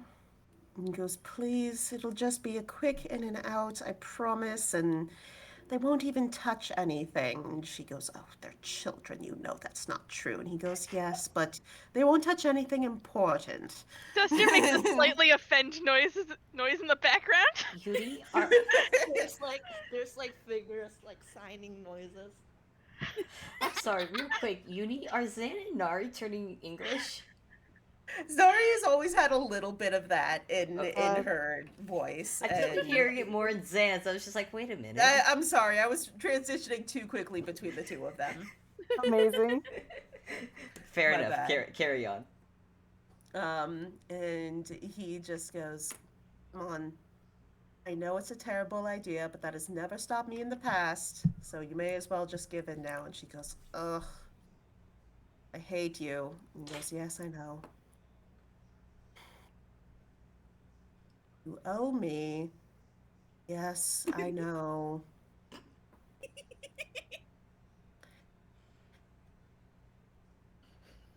Are you sure you have to do this? Can't we just leave him as a frozen corpse? And goes, You're it's not leaving him. tempting. But no, we can't do that. She goes, oh, fine. On one condition. He goes, you have to say it. Sorry, you're so much smarter than me, because I'm a little poopy boy. Amazing. Spectacular. Yuri, I wish Yuri, you please could say take a it with point a of lot more inspiration. conviction. Take but two. One for fine. me as well. Take a point of Just for each of them. Yeah. One for Zan, one for Nari. There's a very reluctant. Somehow the click on the other side of the door is reluctant. He goes, oh, very well.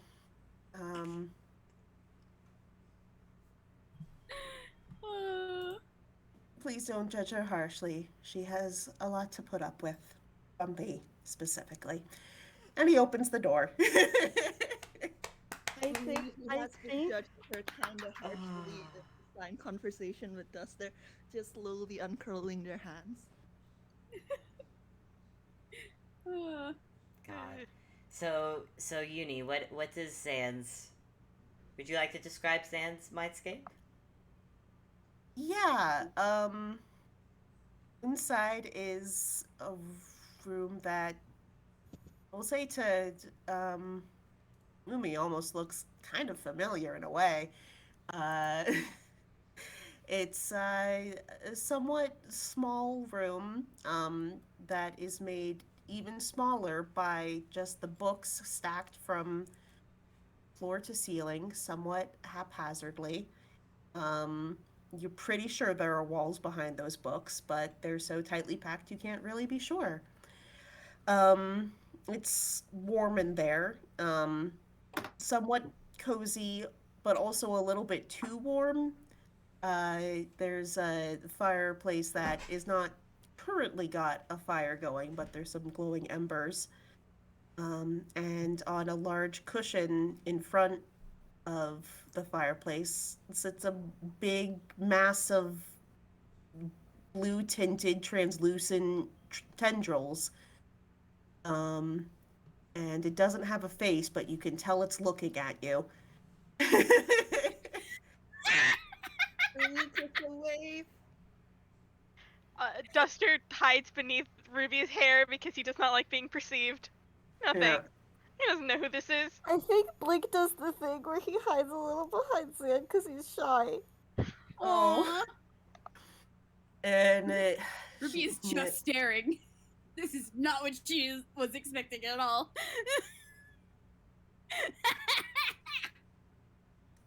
and then he smiles and he goes, "Oh, it's been a while since we've gotten to meet like this." And she goes, "Yes, yes, it has been. You never visit." And he goes, "I don't. How could?" It's good to see you. And she goes, "Yes, it's good to see you too." And she, like the tendril monster just rushes up and like wraps all around him. They have a hug. Aww. Oh, My gosh. I love them. my heart. Uncomfortably adorable. I love them a lot. I love them. They're And good. she unwinds it from him and gets down at Blink's eye level, and she goes, "And you! Oh my goodness, we didn't get to properly talk last time. It is so good to see you again, dear." Hi. I think he like reaches his hand out. I don't know if he's trying to do a handshake, maybe. That's kind of his go-to. A little tendril unfurls from the mass and shakes, and she goes, "Oh yes, terribly nice to meet you. What are you doing, silly?" She pulls you like into a weird tendril hug. Aww. Oh, Blink like he does the thing where like he's a little bit uncomfortable, and then he's like, "Oh, actually, wait." He just looks back. It's like, "Hi." And after that, she looks around at the rest and goes, "Well, what are you staring at? Don't you have business to be doing here?" Well, that's as good as anything. Umi's gonna take Ruby's hand and start investigating. Yeah, Ruby's just gonna let herself get dragged along. Head almost turning 180 degrees. All right then. Let's start this off with either choose survival or investigation. And I'm gonna choose for. Oh, actually, investigation. never mind. The same modifier, 23. All right, 23. 16. All right. Oh, That Zan's was- busy. He's just talking to Nari. I am will. Yeah. Hey, it is your mindscape, and you do have. And Nari could give him the help action if she wanted to. You know what? You know what I'm going to say it is? Yeah. Nari really doesn't want a couple of the rooms in here to get explored, and Zan is keeping her distracted so other people can look around. Gotcha. Okay then. Ah. All right, let's see everyone else's rolls. So 15, 16, 23, 16. Okay, yeah. Okay, yeah, those are all very good rolls, and I like them a lot. Zan, you are playing distraction. So you do not perceive. But for everyone else, as you walk through what is essentially a giant ass mind library, you see some of the books go from basically remove themselves. God dang it, words. Remove them shells. remove themselves from their respective shelves, and are basically floating back and forth to different shelves and putting themselves into place. Ooh. What is someone Ooh. supposed to do with all these books? Read them, obviously.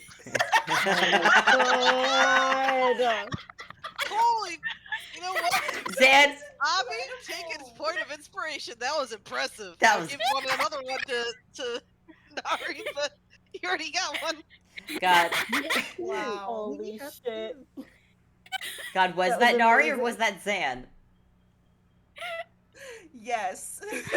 Oh yeah, those two and Ruby just share a look of like, as they are all bookworms. Amazing. Nerds. Me just looking at these books like, hey, they can't read. Finger guns. Aw. Oh no.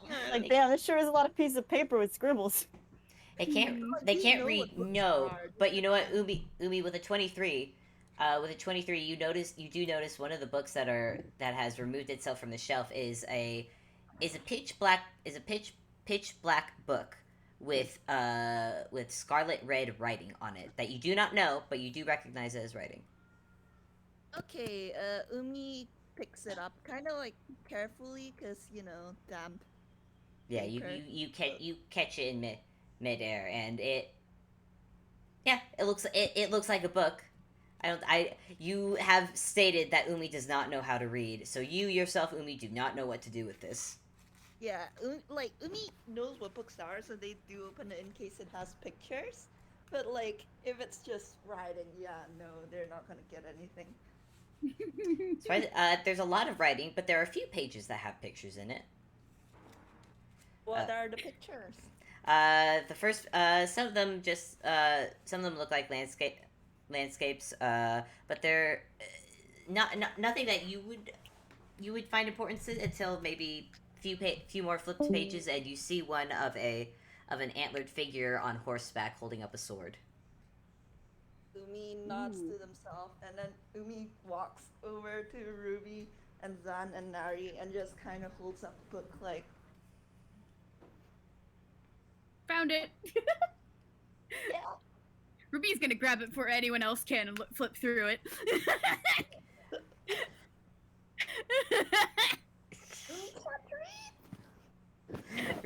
Ruby, as you flip through it, it looks like it is a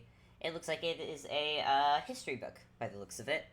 But I will say, since you had a 16 writing on that, where you end it, it kind of seems like it ends abruptly, and you're a little confused. But you close the book and look at the binding, and it says Part 1. Oh, damn it! There's more. Okay, Umi's gonna go looking for the more because they can't read. So, again, they're leaving it to Ruby and Zan and Nari to just read through everything. Oh. Yeah. I'm gonna say we've got 2 other good rolls from Blink and Dusker. So I would say you two notice. Both of you also notice farther up along the bookshelves. You also spot pitch black books with red writing on them fly from shelf to shelf. Yeah. What the book is. What? What is the book? Like, what's the... If it's got writing on, what's the, what's like the title? I kind of want to make you roll perception to see if you can tell Sure. from here, because it's a bit high up. Well, what's the one that we have? I missed what you said. The book that you have has part 1. It just says part Ye- 1. It doesn't say like Zan's What diary part specific- 1. Like, it is a history of the Antlered King part 1. okay. I feel like if it was Zan's diary, That's Nari valid. would not stand for it. No, that'd be somewhere else. But I was trying to think of something. Somewhere else. As everyone else is looking, Ruby is in fact reading through it.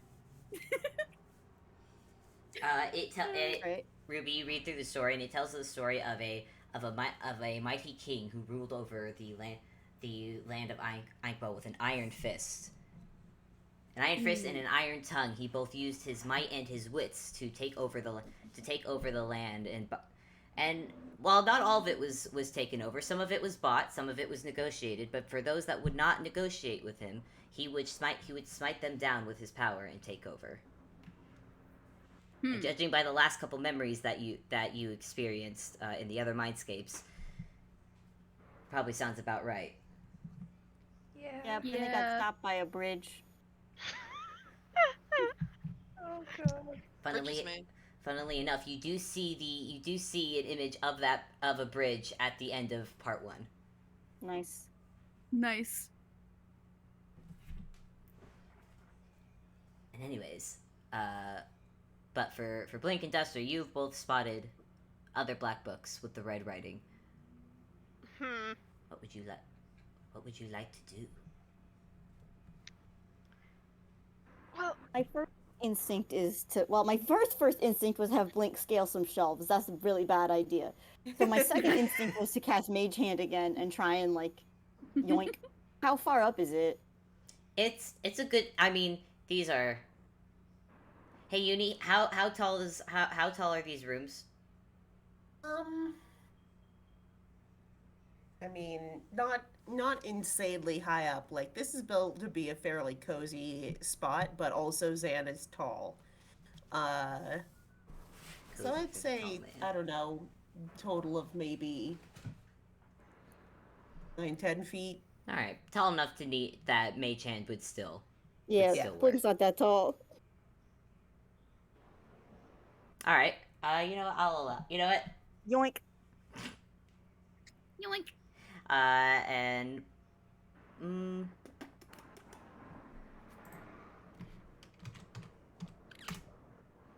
The Blink, you grab History of the Antlered King, Part 4. Great. Oh god. Oh fuck. Sure, that's fine. Jester is very small. He's not sure Blink any holds it sort up. of weight. Sorry, really quick. Blink holds it up and just yells 4.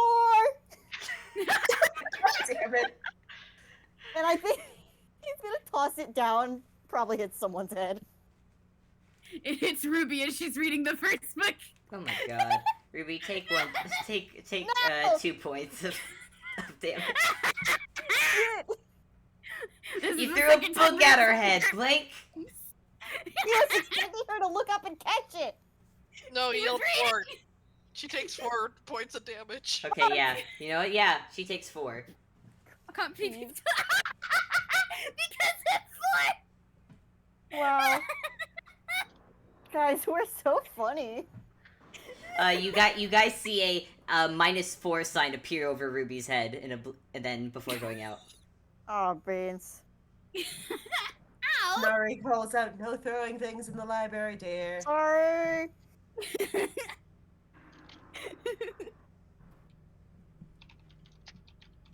Also, like, you caught it with Mage Hand. You did not need to throw it onto the ground. He didn't need to, but it was funny I- for the joke. I really do love the fact that you're just like, my first instinct is to have Blink climb it, but that's not a good idea. So I'm gonna catch it with the Mage Hand, then throw it onto the nearest person's head. Well, you said it was part 4, so I needed to go do it for the joke. I'm not responsible for that. That's the dice. I just rolled to see which one it was. Ooh, Duster is sneaky. That is a 23. That is a 23 Yeah, let's stealth. move on from this. Okay, yeah. Yeah. So The one has to keep hand shaming them. all right. So Duster, you are rolling stealth in order to not be seen by the brain worm that is in this guy's head. And I don't think you even know Like where a to good start. brainworm. He doesn't that is? It is just something. He does not want to be perceived. He's already been perceived. He does not like Nari. I apologize. But that's literally, yeah. I mean, you should generally be wary of things that look the way she does, so He's wary of everything. yeah. He's very he's small. he cannot be blamed for this. Nothing personal, Nari.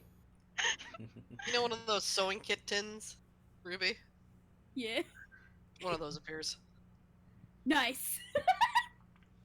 Want to open it up? Yes. There's sewing kit. Oh, dang it. I Dang it. am wondering, by the way, we haven't heard the doctor in a while. Are they okay? I don't know. I don't know. Do you want to ask? I would, but Umi would sign it, like, when it crosses their mind, not speak it, and I don't know if the doc is watching right now. Oh, Well, you then- know I that mean, the doc Umi does does speak know deep that speech. he can understand deep speech. I know, but Umi would sign first. There. I guess you're just gonna have to, unless you want to like sign to the others to ask out loud for you. Yeah, they're just gonna be like, hey, we haven't heard the doc in a while. Oh, Doc, he's still there. Ruby kind of calls absent-mindedly as she No still response. reads through the book. You wait a few seconds, but there's no answer. Oh, great. That's fine. Great. Good. Okay. Okay. See, this is Doc? precisely what I was telling you about. You can't trust these sorts of people with the responsibility on, of dealing hold with on. your mind. Oliver, are you out there? No response. No response. Oh, But now we're gonna Duster. Yeah. That's While they're concerning. doing that, Duster, you've done a 23 stealth. What are you using that for? He didn't want to be seen by Nari. Probably not knowing that Nari's, a thing that is a part of this mind. So she probably already knows where he is. Because look, Nari's very scary. No offense, Nari. I'm taken there. Oh god. And your 23 stealth is blown by you talking out loud. Good job, Duster. No, this is me magic. I Hi. know, I'm sorry. I'm being a bully. Alright. Yeah, he's going to climb the wood section of the bookshelf to try and like reach out to one of these books, but he's not touching any of the books because again, Nari is very scary and it was made very clear not to touch things. Okay, in that case, since you are doing this with a bit more difficulty, I'm gonna ask you to do I know you have a climbing speed, but you are making it a point to not touch the books. Yeah. While trying to reach for the others. So I'm gonna make this acrobatics. Sounds fair. Give me an acrobatics check, my boy. 6. Aw.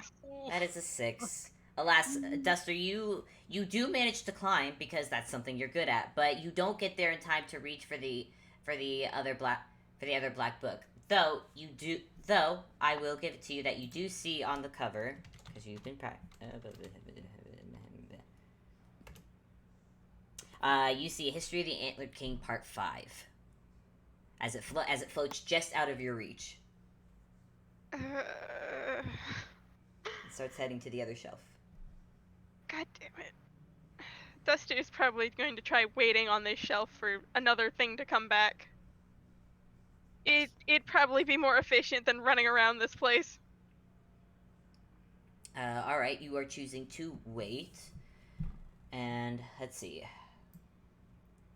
Let me check out the other rules. Blink got a book, Umi got a book. Ruby, you're reading. Yeah. Zan, are you still running distraction? I mean, he might be looking around as well. The fact is,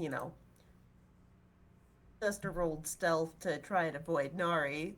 The effectiveness of that is debatable, but Zan is not perfectly able to perceive if the dude is stealthing around. So I don't know.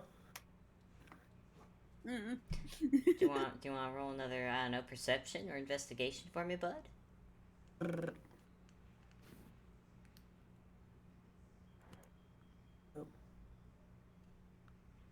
15. That's a 15. So while you don't really, you don't notice Duster, but you do notice the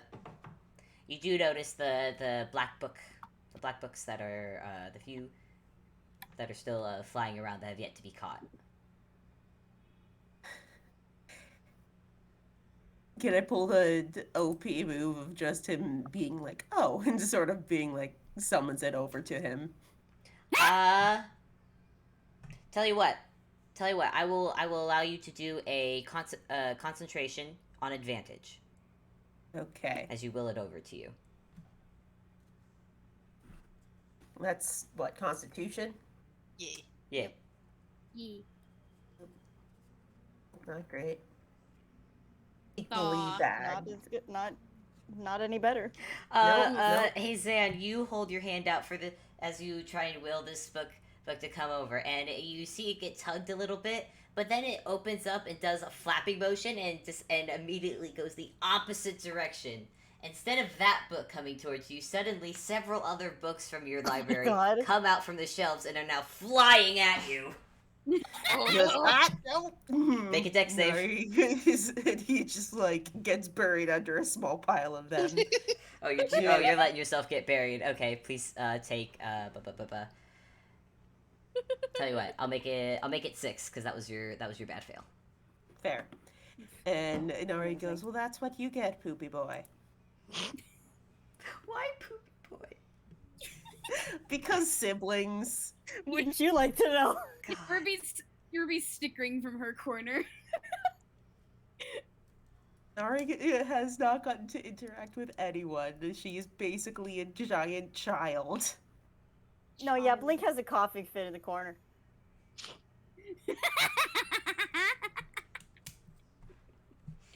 All right. Yeah, sure, coughing fit.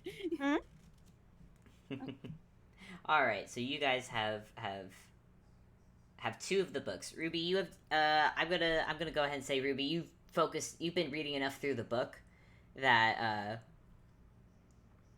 that you reach the end of it and find that it is a. You already gathered that it was part of a series, but it's a series of 6 books. Unsatisfying conclusion. Yeah, so you have 2. You guys have 2 of them, but you have 4 more left to catch. I mean, Blink can go looking again. He's probably been looking around. Yeah, Umi can go looking as well. Well, one of them has flown off. But the other 3 are still flying around in this first section. Okay, I think Umi will handle the tree. Will help like with the tree currently flying around rather than give chase to the one that went off by itself, because that gestures vaguely at disadvantage with dexterity on land. Mm-hmm. Oh, I can have Blink do the stupid thing and run after it. Yeah. Okay. Yeah, Go for it. Duster's not tall. He can't reach flying things. Cool. I mean, Blink is probably gonna run right by him if Duster wants to join him. Nah, Duster's very focused on now trying to catch, like, a book that comes to his shelf. Mm-hmm. All right, we're splitting the party. Blink's going off alone. Bye. Later. Goodbye, Blink. Wait, actually, no. I thought for a second that Umi had a spell to like take those books down, but the spell that I'm looking at does not work that way. So they might actually follow Blink. Aw. Gaseous form, you go up in the air, and you turn solid again and fall onto one of the... I would love to do that. Umi is a warlock and only has 2 spell slots, and I don't know if the break they took in the hallway was enough for a short rest. Not really. Nah. Yeah, exactly. So I'm like, Yeah. I'm not using up this last spell slot just yet.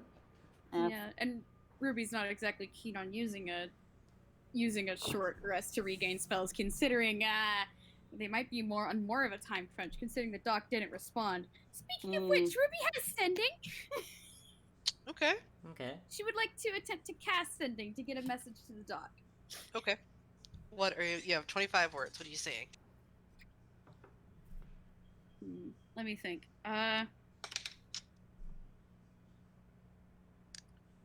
Doc, this is Ruby.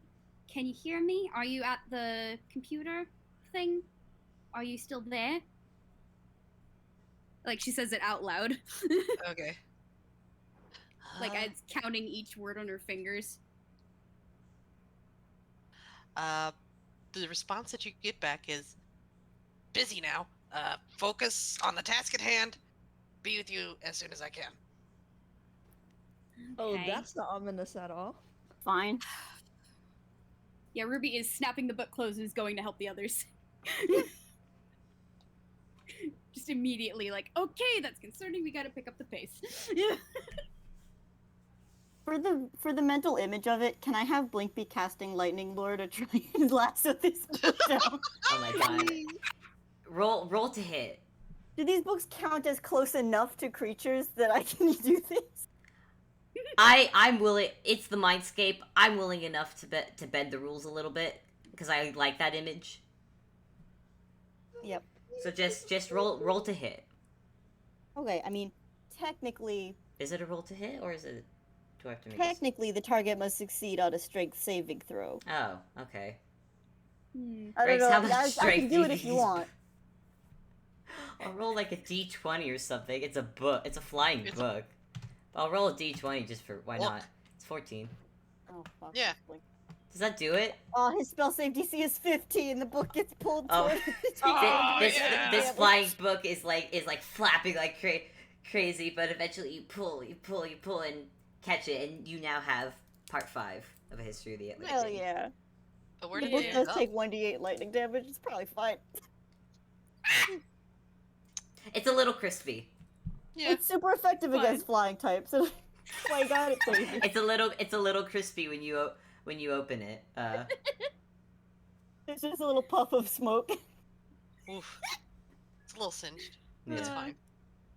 Yeah, but Oh Can- god. What was this? This was part 5? yeah, part 5.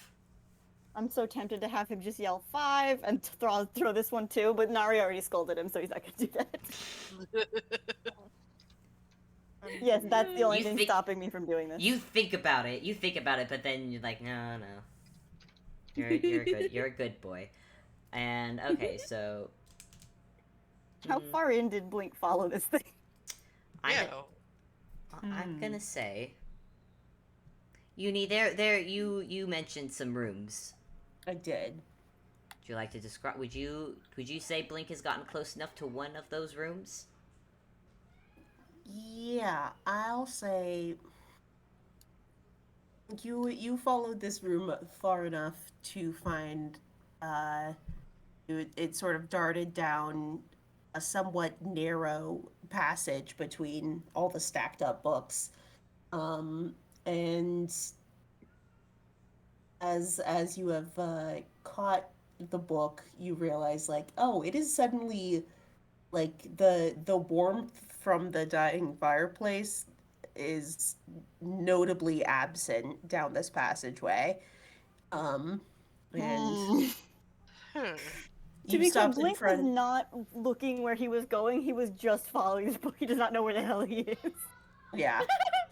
You do see there is a room just off of the passageway in front of you. It's like not pitch dark, but there are no lights on inside. Yet. Yet. There's gonna be one specific light in there very soon. Mm-hmm. One specific light we love and hold dear. I mean, on one hand, Blink does. It's not Blink's intention to go poking around in Zan's mind, but also he's lost now. I mean, Umi did follow him. Did. They're Yeah, both but lost now. I mean, I can roll a survival. I will allow a survival check. That's a 12. That's a 12. There were you could maybe find your way back for the first few turns, but this is a big space with a big library. Yeah, and again, Umi's specialty is not within buildings. Yeah. Yeah. Also fearful. Umi slid past one of the turns at one point. Oh no. My God. Had to like pause for a moment to turn around, and then by then it's just like, where the hell did? Also, yes, Abby. Can I roll investigation for Ruby when it's time to just try to speed run the rest of the books? Because she's gonna investigate and then use Gus to try to knock him out of the air. Oh, that's so good. Yeah, It's it's actually pretty. good. It's actually pretty smart. I'm still gonna. Cause you still got. I said that there were 3 books left flying around. There are now 2. There are now 2. So I will allow you to make. I will allow you to do a gust. But I will do a D20 to see if they're still holding up. Okay, so you knock one of them out of the air, and I'm gonna say that this is part. You knock down part 3. Nice. We've Is got the only one that 1, hasn't 3, been found 4, yet and 5. part 2. Yeah. It was like, gosh dang it, I want to read the second one. No, the second one just managed to still stay up in the air. Come on, can't you come down from there? F. She shouts at the book. You hear a flap of paper in response as it just. Come on But then. But tell you what, hey Duster, you've been waiting patiently. And I'm gonna say that the part two has started to come within reach of you again, and you can make a grab for it. I'm probably gonna fail this one too. Watch it. 10. 10. Aw. Can Ruby cast Gust to it? Maybe perhaps give advantage to Duster? Like. You know what? I will allow that because I want to be nice. Yeah. And we're also on a time, and we might have to be on a time crunch. Fly, get off my screen. 19. Off my. That does it. Duster, you now have in your possession part 2 of the history of the Antler King. 2. Part 2. Part two. Yeah, Duster just kind of. He's holding the book with one hand, but then again, the book is like as big as him. So he's like halfway perched on a wall. You put it down here, I can catch it. Okay. And Duster drops the book. Ruby, roll to catch 4. it. What do I roll?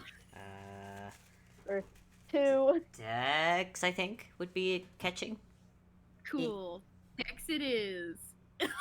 11. It splats open onto your face. Ow! I don't think Damn that's it. how you're supposed to catch books. Well, I wasn't trying to do that. Like, Ruby murmurs, pouting as she, like, opens the book and starts flipping through it, like, really fast. There's a lot. Just skimming through it more than reading. Yeah. It's a lot more. It's just a lot more. It's just a lot more history jargon that you would need more time to do. But while you're looking through that, Blink, Umi, back to you guys. Mm-hmm. You are standing in front of an entrance to a very dark room. Umi is just like, I would like you to make a perception. okay. Do I get advantage because dark vision? Uni, what do you think? I mean, it's not like dark, it's just regular dark. Okay. It's a room where no lights are on. Hashtag yet. Okay. 18. I don't think you need. Blink, turn the light on. Can I have advantage? Blink, you got a 7, and I'm gonna say you're dealing with part 5 that's still kind of trying to fly out of your grasp, so you're a bit busy with that. Rude. But Umi, you look inside and you can see through the darkness of this room, and Uni, what does Umi see? It honestly looks like a mostly empty room, but it also looks like there's someone standing in the far corner. Hate that. Ugh. Hate that. Me personally, I hate that. I hate that so much. Rip every nerve in Are they me that- facing the wall? Yeah. However, Umi does not have that same fear of like horror movies I do. So they're just gonna like look around and like like they didn't really want to wander into like rooms without permission. Kaida has told them that's extremely impolite, but they do need to find a way back. So they're gonna walk in and kind of like walk up to this person to ask for directions. Link in the background tosses his book on the floor, pulls out a mallet, smacks it, trying to get it to stay still. It gives it dejected flaps of paper and stays still. Umi, as you get closer and you go to tap it on the shoulder, you realize it's not actually a person. It's just a mannequin standing there with a sort of dusty uniform dressed on it. Still hate that. Umi kind of tilts their head, and then, can I roll perception on the mannequin? Sure. It's a 19. The 19. It's a mannequin. Okay. Let me know if you need to shine a light on it really quick. Get to stop moving. Like there's a lantern in the room that you can light if Blink is too busy, but I'm going to straight up tell you, like, yes, it's kind of eerie setting. This is not a magic mannequin. This is not a spooky monster. It's a mannequin. Umi looks at the mannequin. The Umi kind of dusts the uniform off and straightens the collar, and then goes back to play. As you exit out of it, you both feel a flutter over your heads, and another book has flown past. And another book has flown past you and has taken a turn down the corridor. Not corridor, but library. A different book? Different book. Different book. You want to do another lasso, Blake? Is number 5 still kicking? No, five. You've got 5 in your grasp. You put it in a Alright. headlock somehow. I mean, yeah, I guess he'll try. He'll try to lasso that bad boy. Number 5 got the mallet and has decided. I guess you could say that Blink is binding the book. Yeah. Uh-huh. Boo. Weird. Boo. Anyways. So you want Amazing. So you are gonna go after this and try and do a lasso Yeah. thing again? Yeah, he'll probably stick number 5 in his hammer space because he needs his hands. Okay. I'll allow that. Can I do a d20 Let's again go though? for a 2. That's a 2. Nope. Wow, that does not beat it at all. Nope. Not at all. Not at all. You do that thing, like it goes around the corner, and you do that thing where you do some The cool lasso cowboy. goes and then it makes a right turn. Yeah, it does a right turn, and Blake, I don't know if you want to do like some cheesy cowboy line or something, as you suddenly feel the lasso tighten, and coming back around the corner is it with the book, and you catch it in your hands, real cool like. Yeehaw! Yeah. Turns to Umi, says this. Umi just kind of stares at Blink. Umi expression does not change. Blink nods to himself and just goes, yeehaw.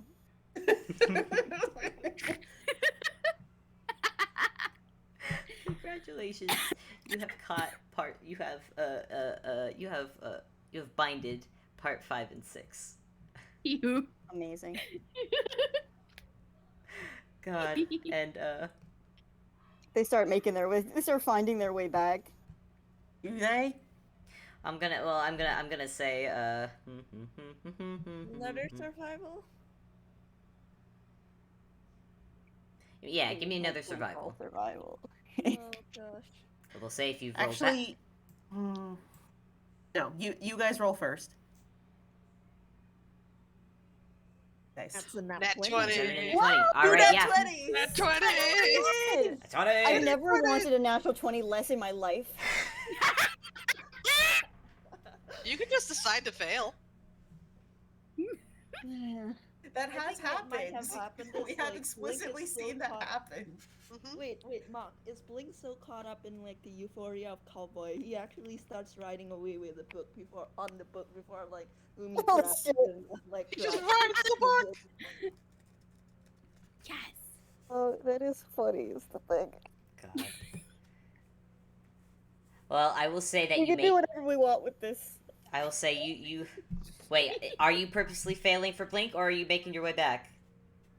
I see. The problem is, I know it will take more time if I purposefully fail, but also, I know there's like stuff, and I know you didn't put a lot of work into this shit, so I want to have at least that opportunity.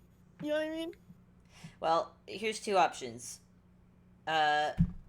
Uni, I have a thing I can hurt him with, but do you want me to hurt him with your Nice. thing?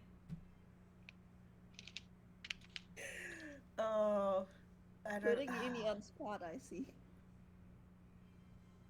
The other option I thought of is Zan realizes they've been gone a while and goes looking for them. Oh no. Right. God, amazing. Oh. Tell you what, I'm for the sake of this and for the sake of time, I'm gonna say Blink, you do okay. Yeah, Maybe- I gotta maybe- get back. Yeah, maybe a few times you get turned around, but with Umi, who seems to be a kid with a good head on their shoulders, manages to keep you from wandering off into other directions. And there's a lot of other twists and turns you could take, but after a I'm while, so curious, Zan, but he as you also knows, like, I can't. Zan, as you are about to go and look for your boy appears around the corner. Writing a book. Here comes the boy. He'll be Hello. writing some black books when he comes. Writing a book, so when he comes, I don't know, Blink. Yeah. You want to be standing on flying books as you around the corner? He's got one book on each foot. Yeah, exactly. He rolls does- up like he's got a pair of Heelys on.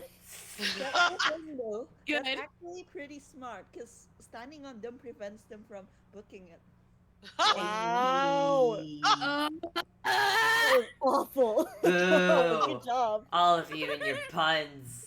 Stop. Oh Damn, I'm man, glad we're take on a the point of same page. inspiration. I like that one. God. I can't believe this. Out of everything I could have done this game that nets me a point of inspiration, it's a booking it fun. Yes. Look, I got inspiration from saying I'm a poopy boy, so You know what? That's fair. And you deserved every point of it. All right, you are now back at the center of Zan's mindscape with all 6 books, and when you reach, Yep, and Ruby is immediately trying to flip through all of them. before you could flip through all of them, Ruby. God, I love that you're such a nerd. I love this nerd child. Listen, knowledge is power. The lighting in the room starts to shift. Starts to shift to a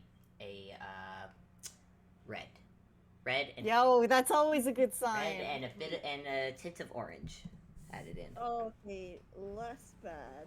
Question mark. I don't think that's better. He's just looking at Zan like and Nari and signing. Did you both do this? Nori actually is probably distracted and going, "All right, who's doing this?" You get no answer as I know we had a different thing written down, Breaks, but I think with how this is going, Yeah, I pick it up what you're putting down. Go on. okay. You start to it starts to heat up a little bit. You get no answer. Oh, boy. But Yeah. Uni, there are windows to this place, yeah?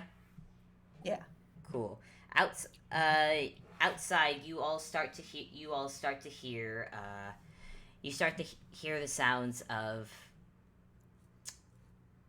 angry men and you see Cool, and you cool. see torchlight growing closer and closer. Oh boy. Oh boy. Not great. Okay, Ruby and now Blake is say the that at the same time. They both go, "Oh boy." Yep, and you hear this happening, and all the books that you have collected start shaking and trying to pull from your grasps. Oh no, you don't! And Ruby is immediately like grabbing onto all of them within her grasp. Roll strength. Yeah, Blink helps. Roll strength. Well, Blink is helping. That's an 8. Blink. I said, I was gonna give her advantage if, okay. if that's Oh, alright okay. with you. Go ahead and roll again. Yeah. So 10. That doesn't do Yeah. it. Even with the help of Blink, the books come flying out of your grasp, and they start flying in a circle around the center. Above Oh, you all, as you hear the sounds of angry men growing closer and closer. The firelight of their torches growing brighter through the windows. But as you look at the books as they spin and spin together, they suddenly spin out into a line, all flipping open to different pages, and on each page you see a different image, a picture. A picture. What the first book shows a picture of what looks to be a grand building. This with a symbol of a book on it. Which makes you think, oh, a great library. Part two. You see the shape of the Antler King going into it alone by himself. The third book, you see him leave in rage. And then 4, he arrives now with an army at his back filled with torchlights, and here you are feeling the heat almost as it the torchlights are blah blah blah blah. I'm getting ahead of myself. I'm getting too excited, and my blah blah blah blah blah blah. I gently pat you. This is You got this, Fable. You got this. Got this. Thank you. What was I on? I was on part 4. I was on part 4. Yeah. Yeah. Yeah. In part 5, you see the Antler King point towards the building, and men start to throw their torches at it. And this is when you hear crash, bang, and you see torches have been thrown through the windows into Zan's library. Our brains. And in part 6, it is just burning. You just see the building burning. Can Blink pick up one of the torches and throw it back out the window? Sure. And he does that. You throw it out the window, and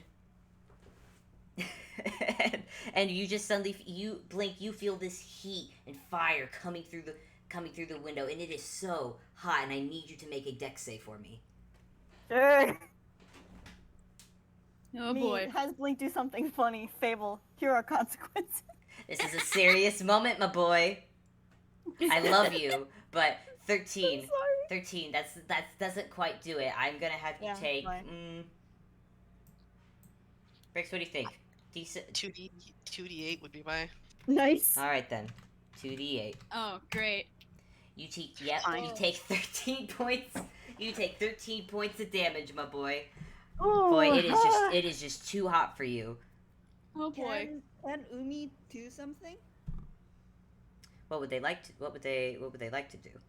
Alright, just to recap, they can all see this army with the torchlights advancing from the window, right? No, you cannot. It is just a blaze right now outside.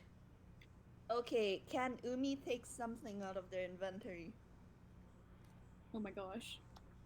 I'm gonna say before you can do that, the books have started spinning in the air again, and now they are glowing bright. Oh. They're glowing bright, and the sound outside burning, the crackling of fire grows louder and louder, as does the shouts as the books spin faster and faster until finally they all merge into a single book.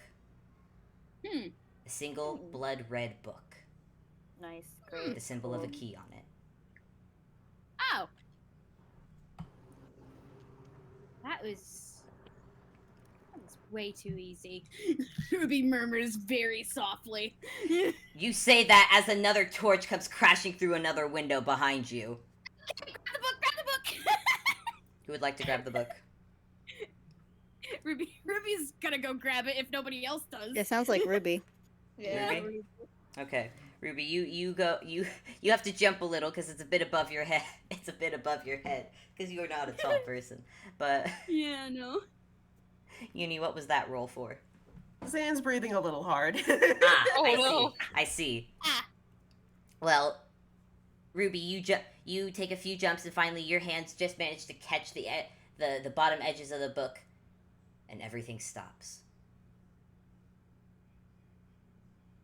The fire is gone. The windows are no longer shattered. It is quiet. And it is back to how it was when you came in. Quiet, regularly warm, and safe.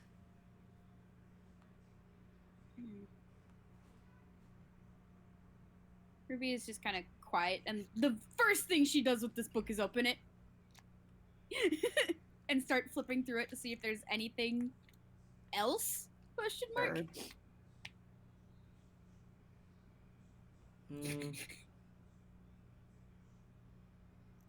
I'm gonna say the only pages you see within there are the image of the burning library.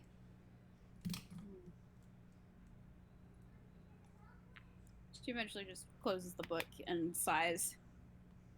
Right, well, Link we got goes the over. key. Oh, sorry. I thought you were. Sorry, go. No, that was it. I didn't hear it. I'm sorry. Oh god. She was just. Well, we got the key thing. That's good. You have the key. Would any of you like to make a perception check for me? Okay. Sure. Also, Blink goes over and gives Zan a hug. Aw. Nari's wrapped herself around him a bit. Mm. Aw. Oh, Ruby Goosey. Nice. All right. Nice. What have we got? We got. Blink, you Is see Vamp no- there? Blink, you see Blink rolled a 7, so. Fam? Yep. Fam? Hi, back. What do you need me to roll? Roll perception, please. Perception. Yeah. Yes, perception. Oh, 22. 22? Sea child. Nice. Okay. Okay, Ruby and Umi, you are the first to hear it come echoing down the hallway. The sound of laughter. I think like Ruby perks up and like looks towards it. And then I like to think that she and Umi like share a look before they both go running down the hall. Exactly. It is when they start running down the hall that Zan, you also realize that there is laughter echoing down the hall, and I imagine the others hear after you. What do you do? And Zan perks up and... Is it familiar laughter? It is. It is familiar laughter. He gives Nari a pat and says, "See, it's all right," and follows after. Your mindscape changes a little bit as you go down the corridor. It does not lead the same way it did before. Instead, it starts. Zan, you know what it starts to look like, as it starts to look like your treehouse. Ruby and Umi, you are the first to make it there. You go to a door entrance to a room of celebrating real kind. All gathered in what looks to be a kind of I don't want to say lab, but lab study, and you see the shapes of Zan and Antler in the corner. Actually, Antler was in the corner, but he's actually in the center of it, getting hugged by a very big, real kind person, looking very uncomfortable. But Zan is in the corner, smiling. And hey, Uni, what was Zan feeling in that memory? He was feeling relief and joy and and togetherness and loneliness, and there were a lot of emotions happening in that moment. But most of all, just relief. Relief. Just being so glad that things turned out the way they did. And that feeling of relief floods all of you as the memory once again, much like all the others, forms itself into a single ball of light, and it floats its way over to you, Zan. He takes it. And when you take it, you are not immediately kicked out as you were before. Actually, that's not true. The rest of you are kicked out, but not Zan. Oh man. Bonk. The Smash rest by of the big hammer. yeah, so all of you suddenly feel that pull of getting flown out the door, and you are back in the hallway. But the door has not closed yet. Zan, you are given a few moments with your with my pile of spaghetti. I was gonna say brain worm, but I was like, nah. But you're given a few moments just to say anything you want to say to her before you go. You don't have to. I don't want to put you on the spot, but like, flavor. I think honestly, like they just have a moment next to each other in silence, and he just like he leans against her and she leans against him, and then he just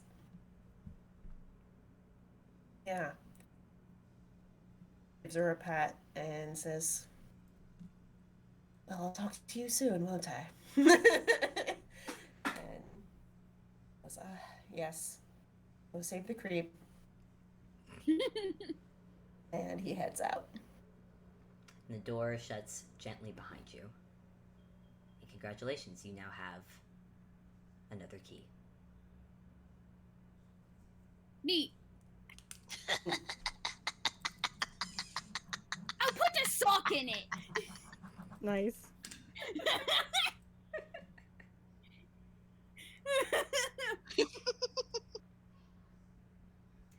Oh man. I say now in the hallway,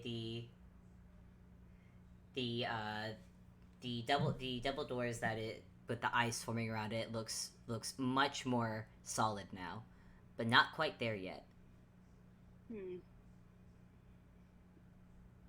Okay. And like Ruby is slowly looking towards the very last door. What does her door look like? Ruby's door is, in a word, foreboding. It's a relatively tall wooden door surrounded by a cobblestone archway with a pair of torches at either sides. Those who look at the stonework will first notice that it's overgrown with moss and creeping plants you typically find in Farumo line the floor, just in front of it. Kind of like a welcome mat, but a little overgrown. Those who look closer also notice that there are bright red circles that glitter as if they were made by a fine ruby dust decorating the door overhead. When you look at it, the rest of the hall seems to darken, and the shadows one casts are far more noticeable. And like Ruby, as she's looking at it, is looking decidedly more nervous. Yeah.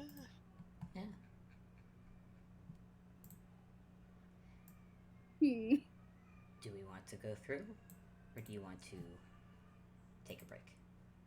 We've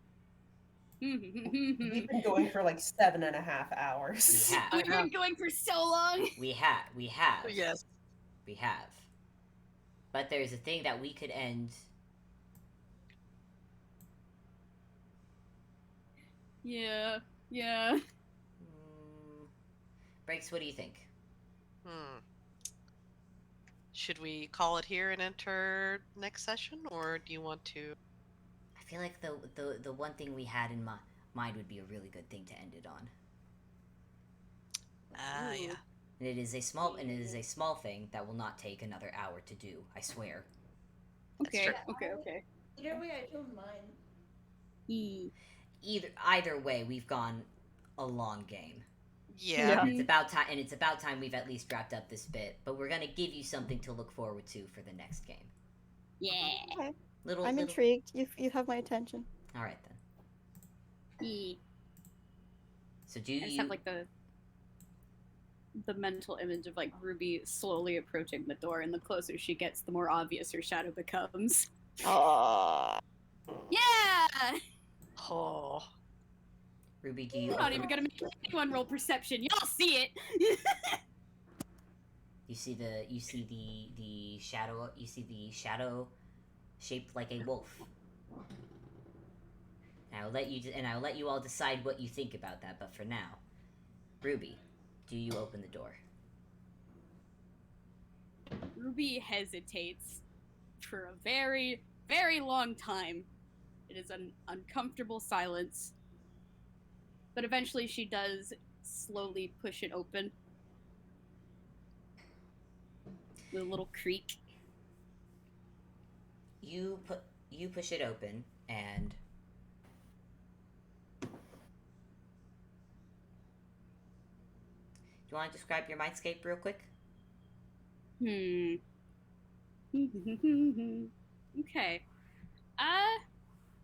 Ruby's mindscape, in a word, is, well, big. Instead of like building like you may have expected from the stone, from like the door itself, it's like when you step through it, it's like a little stone archway in the middle of a large forest. It's dark. It's very dark. There are trees surrounding you on all sides, and they stretch up into the sky. And you look up. If you look up, you can't see the tops of them.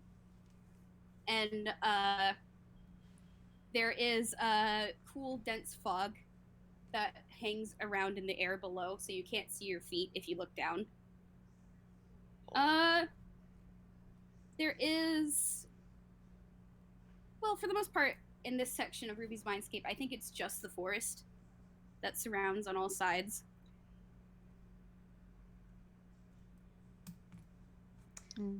Does it? Sure does. You sure about that? Oh no. You walk through, and it is much as Abby has described. But if you look off into the distance, you see just barely through the trees, barely through the fog. You see buildings. Do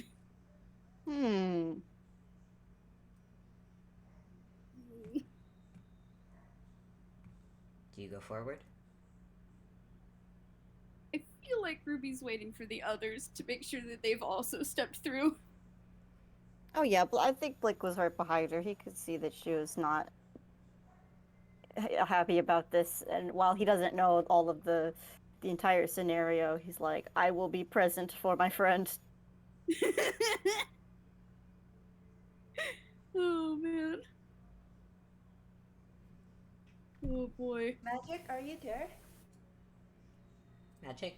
Huh? Magic. Yeah, I'm here. Okay. Do you all decide to go forward? Yeah. All right. You all go forward, and these small buildings become 2, 3, 4, 5, 6. It becomes a small town.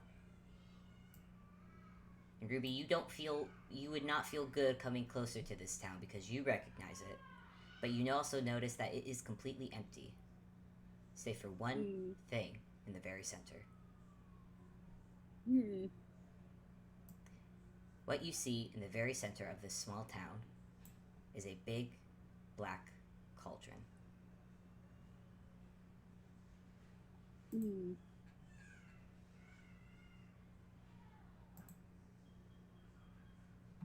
big black cauldron with a symbol of a key. That's not mine.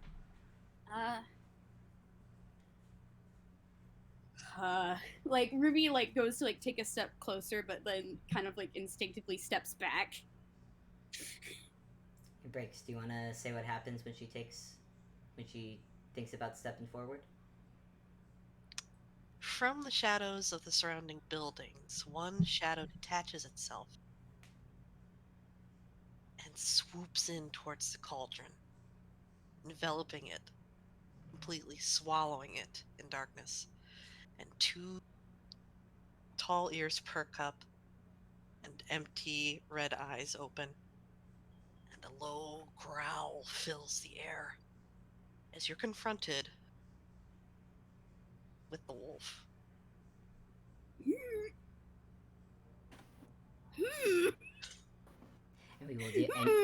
And we will and we will deal with that in the next episode. Great. Oh, it's good. Oh no. Oh no. Oh man, I am absolutely going to be uploading this into at least 2 parts because whew, Gosh, Yeah. this was a long playthrough, and man, thank you all for Yes. Yeah. for I think we broke hanging a in there. record. Oh my god, we broke the record. Oh no. We broke the record! Nice. God. Okay, hey, Yes. before anything else, I'm gonna end the recording. Thank you all for listening to this episode of Ruindall Rambles, and we cannot wait to see you next time. Hopefully it will not be as long. Yeah, maybe. Who knows? Hopefully. Hopefully. You Love don't know. y'all. Bye. Love you. Bye.